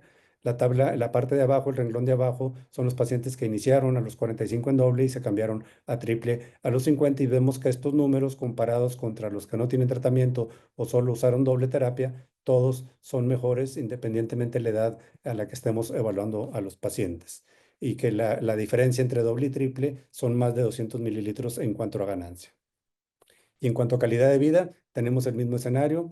Aquí es a los 65 años, aquí es a los 75 años, y vemos que los pacientes que se switcharon a triple terapia tuvieron una mejor calidad de vida que los pacientes que quedaron en doble terapia.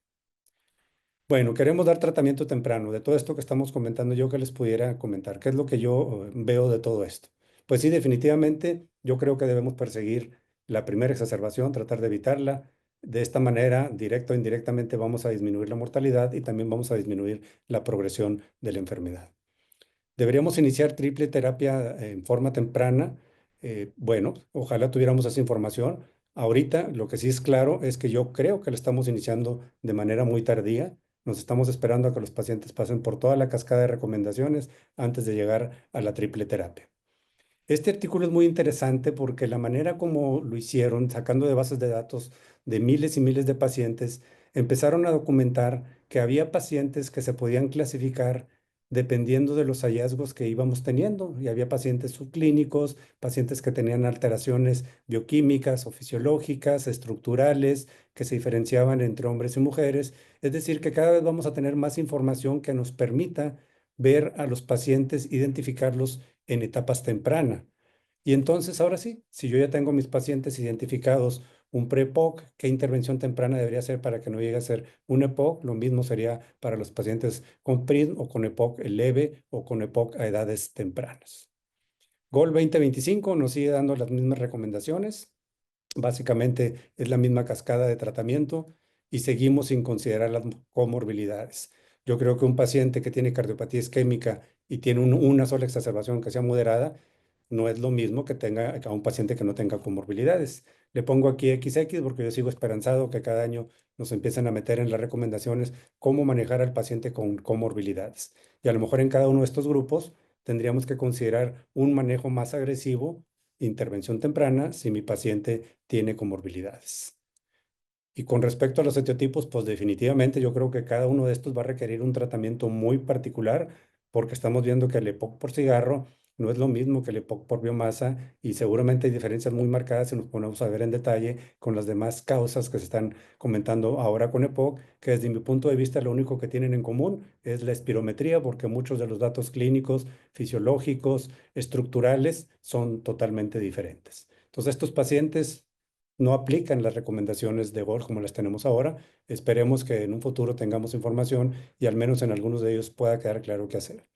Pero yo creo que en este grupo que no diagnosticamos ahorita, que es el que tenemos que buscar, los que llamamos asintomáticos, pero que ya tienen alterada la función pulmonar, va a ser un solo broncodilatador o también tenemos que darles máxima broncodilatación.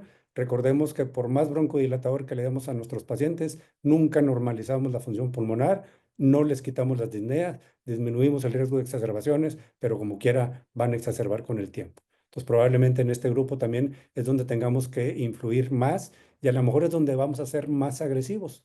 Ahorita el doctor Páramo mencionaba el deterioro clínico importante. 100 mililitros de pérdida de BF1 no es lo mismo en un paciente que tiene un GOL 4 que en uno que tiene un GOL 2.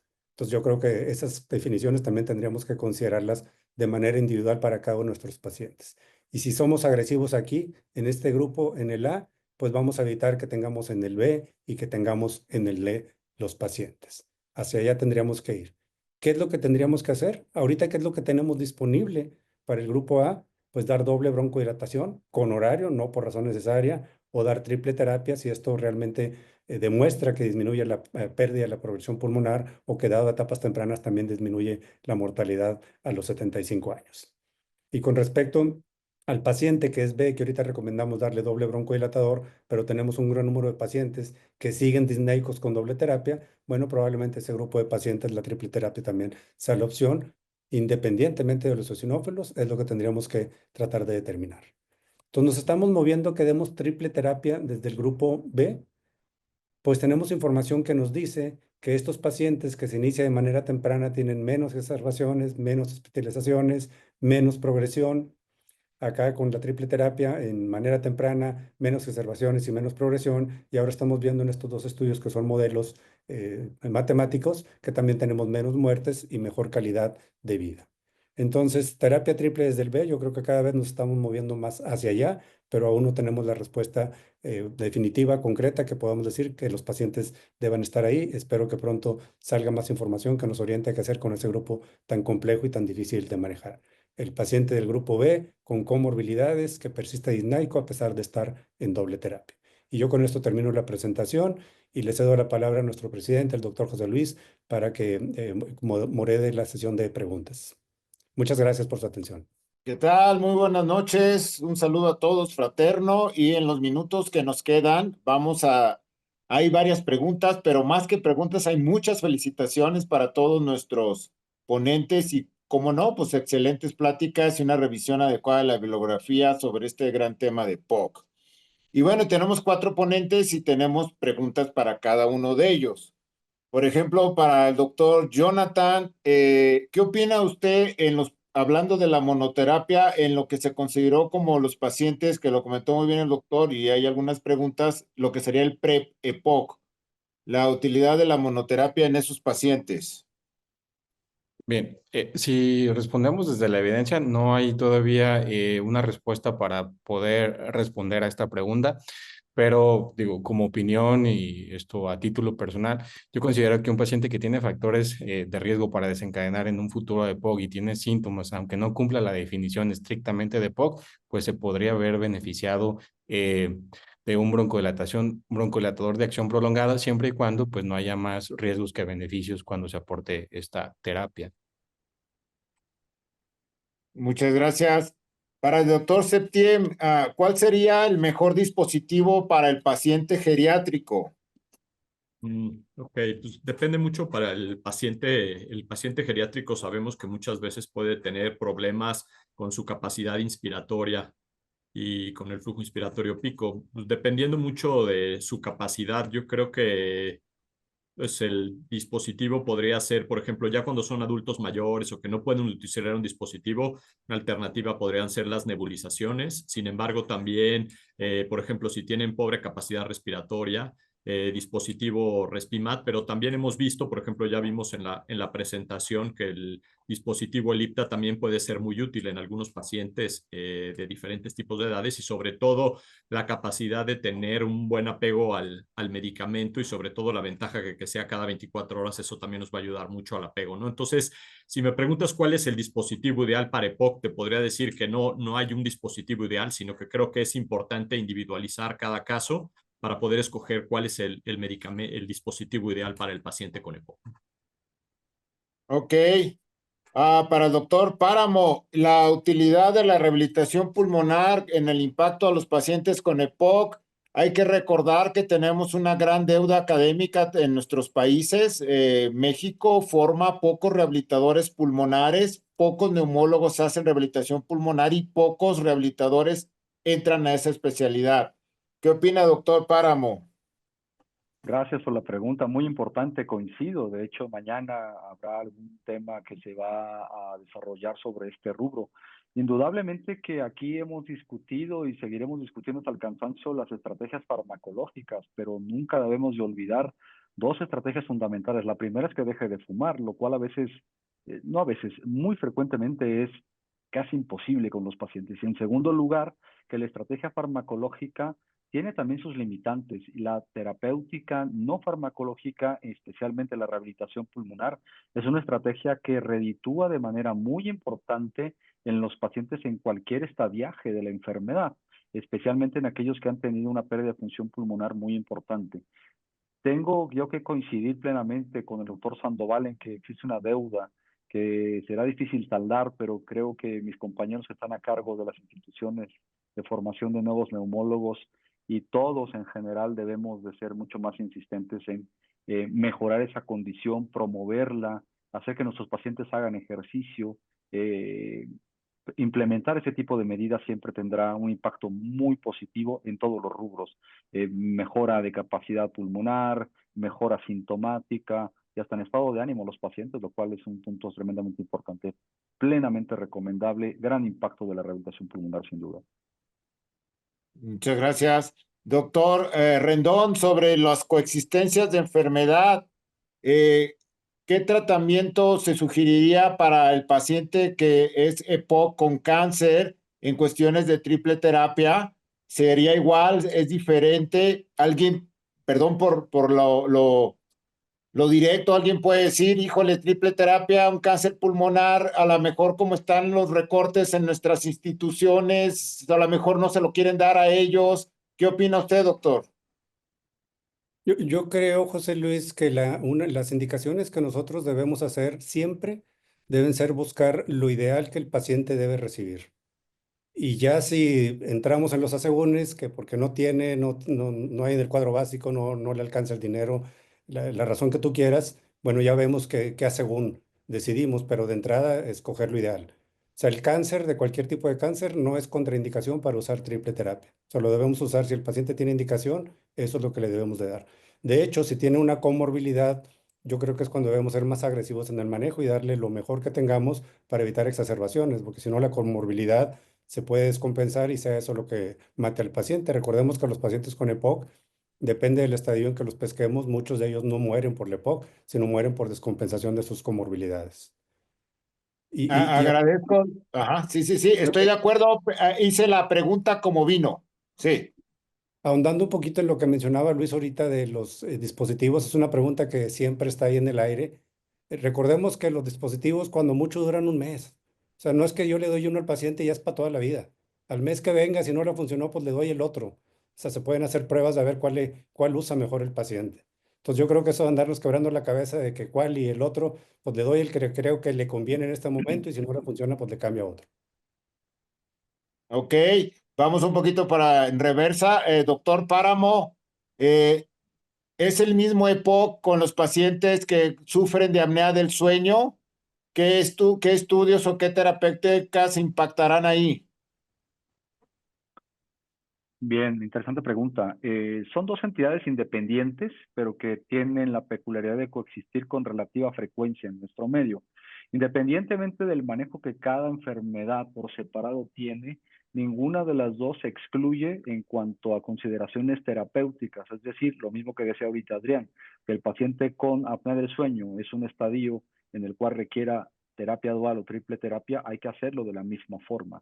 Por supuesto que la coexistencia de la apnea del sueño como comorbilidad incrementa más los riesgos, la hipoxemia intermitente o persistente, el riesgo cardiovascular incrementado en este grupo de pacientes, sí que hace que nosotros tengamos especial interés y énfasis en evaluar estas condiciones, sobre todo las cardiovasculares y el tema de desoxigenación crónica persistente en este grupo de pacientes, porque muchos de ellos van a requerir que tengamos consideraciones incluso de oxigenoterapia en condiciones de apnea, y que el paciente con este riesgo cardiovascular inherente a ambas condiciones sea un paciente en el cual esa sobreposición también incremente el riesgo cardiovascular. No es infrecuente que nos enfrentemos a este grupo de pacientes. En cada uno de ellos tenemos que seguir la terapéutica que corresponda para su clasificación y su severidad de la enfermedad, pero siempre tener en cuenta que entre ambas incrementan todavía más el riesgo de alteraciones asociadas a la baja de oxigenación y especialmente el riesgo cardiovascular, que es mucho mayor en este grupo de pacientes con esta combinación. Siempre tenerlo muy presente. Gracias. Doctor Septién, una pregunta un poco de paciente crítico, ambulatorio, paciente con pseudomonas colonizado EPOC. ¿Qué tanto se indicaría el esteroide inhalado que hay en algunas dobles terapias o en la triple terapia? ¿Cuándo sí, cuándo no o cómo? Ok, hay que ver si en el momento en que está solo colonizado o si tiene una infección activa. Si está colonizado, por ejemplo, esto lo vemos muy común en los casos porque tienen EPOC y bronquiectasia. Sabemos que los pacientes que tienen bronquiectasias casi siempre están colonizados por pseudomonas. Y yo creo que hay, obviamente, utilizar el corticoide con cautela, pero sin embargo, si no tenemos una infección activa en ese momento y sin embargo el paciente tiene sintomatología, está con broncoespasmo, creo que no está contraindicado para nada darle terapia triple a este paciente que tiene POC, sobre todo si cumple los criterios, ¿no? Creo que no, yo no se lo suspendería, al contrario, le iniciaría el tratamiento y ya después que el paciente esté estable, a lo mejor muy probablemente si el paciente estaba con terapia doble, pues lo regresaría a la doble, pero si el paciente ya tiene un EPOC avanzado, tiene bronquiectasias y estaba con terapia triple, no le quitaría la terapia triple porque sabemos que en el momento de quitar el esteroide también podemos agudizarlo, puede empeorar su función pulmonar, ¿no? Entonces creo que en estos casos hay que individualizar y creo que no está contraindicado el utilizar el corticosteroide solo porque un paciente esté colonizado con pseudomonas. Gracias. Doctor Jonathan, hay una realidad en nuestro país de que muchos de nuestros médicos de atención primaria usan las triples terapias abiertas. O sea, no tienen el dispositivo, lo que se llama cerrado, usan las abiertas con lo que tienen disponible en sus instituciones. ¿Qué recomendaría usted sobre terapias abiertas? ¿Cuándo sí, cuándo no? Aunque claro, siempre un dispositivo es mejor. ¿Qué recomendaría en eso? Bueno, haciendo alusión a lo que comenta el doctor Adrián Rendón, buscar, ¿no? Buscar la forma que se puedan llegar a los panoramas más favorables con los tratamientos óptimos. Si bien es cierto, pues sigue siendo un reto otorgar los tratamientos idóneos en ciertas instituciones o dependiendo también del sector al que pertenezca el paciente, cuando no tenemos opción y hay una triple terapia indicada, y la opción es una triple abierta, pues se tendrá que otorgar, siempre y cuando tener presente pues que lo ideal es otorgarlo a través de un solo dispositivo con los efectos benéficos que están relacionados a un solo dispositivo. Y en pro en esta misma idea, pues buscar la forma en la que cada día pues sea más plausible llevar a más pacientes donde esté indicada la triple terapia en un solo inhalador. Gracias, doctor Septién. Vamos así en cadenita, o sea, de un lado y luego regresamos, como eran, se han de acordar los estéreos reversibles hace muchos años. ¿Alguna utilidad actual del roflumilast? Creo que fue un medicamento Roflumilast que al principio como que se tuvo mucha esperanza en él. Lo empezábamos a utilizar en pacientes sobre todo que tenían exacerbaciones de POC, que eran exacerbadores frecuentes. Sin embargo, los resultados creo que al final han sido un poquito desalentadores. Es un medicamento que ya no es fácil de conseguir para nada. Tenía efectos adversos gastrointestinales.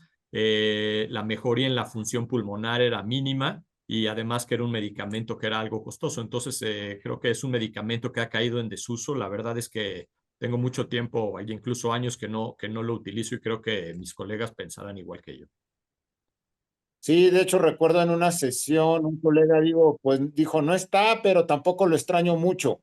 Pero bueno, se está usando en el mundo y hay que ver la experiencia, ¿no? Sobre todo el lado asiático. Doctor Páramo, en el mismo tenor, la utilidad de los macrólidos y triples terapias, que sería una cuarta terapia.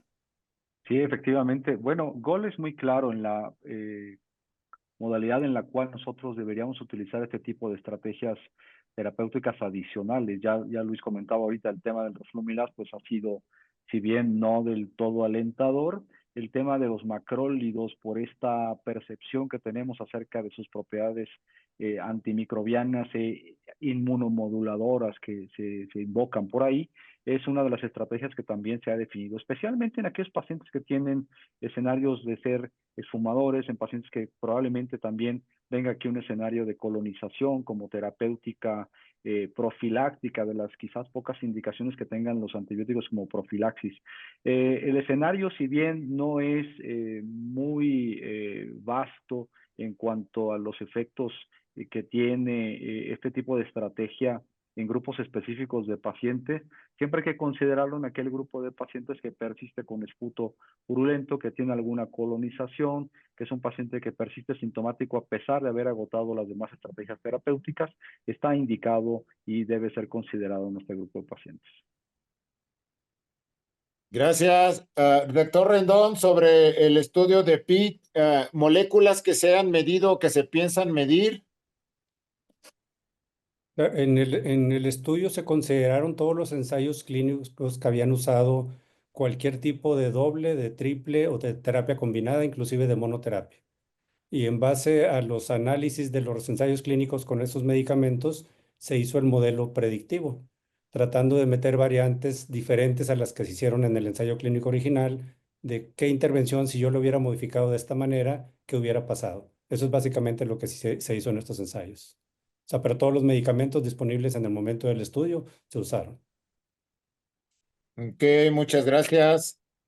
Doctor Rendón, eh, hablando de las cuartas terapias, ¿qué otro medicamento en un futuro le gustaría agregar a un dispositivo fijo? Bueno, si tuviéramos los nuevos inhibidores de fosfodiesterasa 3 y 4, que ahorita solo lo que han demostrado es mejoría en función pulmonar y en algo en calidad de vida y que no sabemos exactamente si van a ser en lugar de o además de, si pudiéramos tenerlo, si fuera además de y pudiéramos meterlo dentro de un mismo dispositivo, que lo creo muy improbable, este sería lo ideal. Medicamentos que tuvieran una actividad dual antiinflamatoria y broncodilatadora. Definitivamente los monoclonales, que es la nueva ola que se nos viene, eso sería muy difícil que pudiéramos meterlos en el mismo dispositivo. Entonces creo que estamos muy limitados en qué más pudiéramos meter. ¿Por qué se tardaron tanto las triples terapias en tenerlas en un solo dispositivo? Precisamente por eso, porque no solo se trata de combinar las moléculas, sino evitar que interactúen entre ellas, que el tipo de partículas que genera cada una de ellas al momento de dispararlas, de inhalarlas, se mantengan, que no se aglutinen entre ellas, que lleguen todos al sitio donde queremos. Entonces fue un problema técnico porque ya sabíamos que combinarlas, su efectividad iba a ser mucho mejor. Ya habíamos visto desde AbbVie, donde el 70% de los pacientes estuvieron con triple terapia en dispositivos independientes de medicamentos antiguos como salmeterol y fluticasona, el propionato, que fue efectivo. El estudio tuvo resultados positivos en cuanto a la función pulmonar, mejoría, no en disminuir la pérdida a largo tiempo, en 3 años del estudio, pero sí en mejorarla. Entonces yo creo que estamos limitados y no creo que ese sea el camino por donde nos vayamos a mover. Probablemente encontrar moléculas diferentes que puedan darse de manera inhalada y que mejoren más de lo que tenemos ahorita. Ahorita estamos muy contentos con lo que tenemos, pero yo vuelvo a insistir, con lo que tenemos, lo más que hacemos con los pacientes es mejorarles. No les quitamos las disneas, no les quitamos el riesgo de exacerbaciones, no les devolvemos la calidad de vida a lo normal. Mejoramos todo, algunas cosas poquito. Estadísticamente los números son muy aparatosos, pero los pacientes siguen sintomáticos y siguen teniendo riesgo de exacerbación.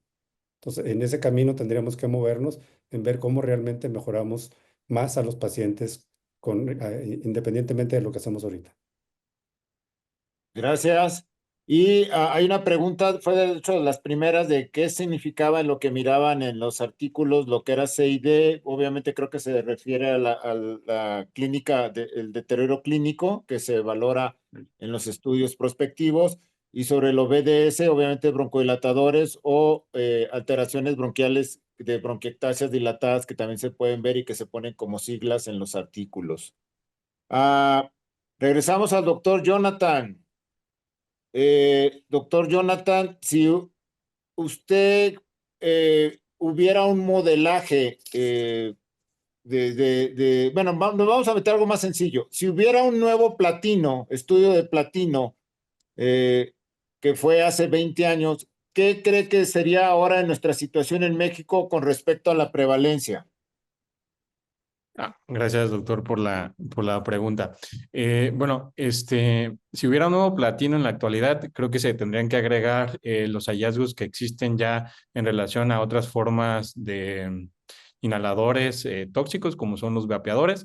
Seguramente lo que encontraríamos es una prevalencia más alta de POC relacionados a estos dispositivos y se agregaría a la información que ya tiene platino. Algo que se ha visto pues también es que en relación a la prevalencia va en incremento en las mujeres, en descenso en los hombres, y que esta es una regla que también parece estar presente pues en nuestro país, ¿no? Gracias, ojalá se haga. José, Doctor José, Rendón, sí, quiero opinar, sí, claro. sí, a ese respecto yo creo que un problema que hemos tenido con los estudios de prevalencia han sido estudios transversales. Y ahí lo interesante de todos esos estudios sería el seguimiento. Y tengo entendido que la gente de Platino está tratando de ver si recupera pacientes que fueron evaluados en su momento para ver cómo están ahorita. Y en base a eso, hacerles nuevas mediciones, todo lo que tenemos disponible que no se hacía en aquel momento. Pero la mira de los nuevos ensayos, perdón, estudios de ese tipo, deben ser enfocados a basal y seguimiento a 5, 10, 15, 20 años para ver cómo evolucionan los pacientes, con y sin Acuérdense, tratamiento. tiene mucha razón, un cambio drástico, punto de ruptura que fue la cardiología, fue el estudio de Framingham. No hemos tenido nuestro Framingham respiratorio. Pero José Luis, muy probablemente no encontremos mucho cambio realmente epidemiológico. La gente sigue fumando a pesar de los esfuerzos. Creo que es algo que sí creo que sería ponernos el dedo en la llaga como sociedad, porque nos falta mucho por hacer, difundir un poco más, hacer partícipe a todo el gremio médico, el impacto que tienen otras especialidades en reducción de factores de riesgo, mortalidad, etcétera, es gracias a una mayor difusión. Creo que ahí todavía tenemos una deuda un poquito que debemos de manejar todavía, y muy probablemente a lo mejor menos patología por humo de leña, lo que decía perfectamente el doctor Álvarez acerca de los vapeadores, pero muy probablemente no encontremos mucha diferencia. Yo creo que Pues no sí, encontraríamos mucha diferencia. desgraciadamente cuando tenemos un éxito viene o un fracaso, o sea, se gana sobre el Sí, humo de leña, pero ahora viene vaping, ¿no? Y exacto. entonces, y a ver qué se pasa. Doctor Septién, ya para cerrar, exacerbación cero, así haciendo una analogía a la bacteremia cero en los hospitales, ¿es posible en EPOC? A ver, no entendí bien la pregunta, José Luis. ¿Exacerbación cero? ¿Y Sí, qué? así como ya se está hablando con los biológicos de que ya están en remisión, haciendo una copia a los oncológicos, ¿algún día será posible exacerbación cero? Híjole, creo que lo veo un poquito difícil, lo veo complicado, pero no imposible. A lo mejor exacerbación cero no, pero tratar así como ha sucedido con asma de a lo mejor periodos de remisión más prolongados y tratar de reducir las exacerbaciones al máximo, creo que sí. Como decía el doctor Adrián Rendón, vienen las terapias biológicas recién aceptada por Gold y por FDA y todo el dupilumab en EPOC. Creo que pues es una muy buena alternativa que va a abrir el camino también para buscar otras vías para reducir la inflamación y no quedarnos con solo exclusivamente con los esteroides, sino buscar nuevos medicamentos que puedan actuar en esto, a lo mejor nuevas terapias de broncodilatadores.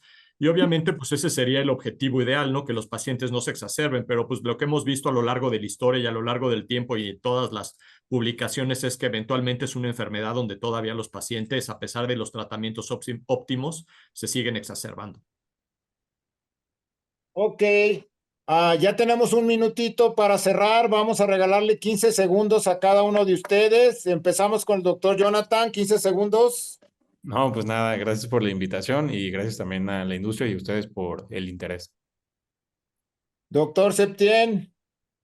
Antes que nada, agradecer a todo, sobre todo el panel. Creo que fue una charla muy enriquecedora donde tocamos los puntos más importantes de POC y cómo ha sido la evolución de la terapia broncodilatadora en esta enfermedad. Muchas gracias a todos.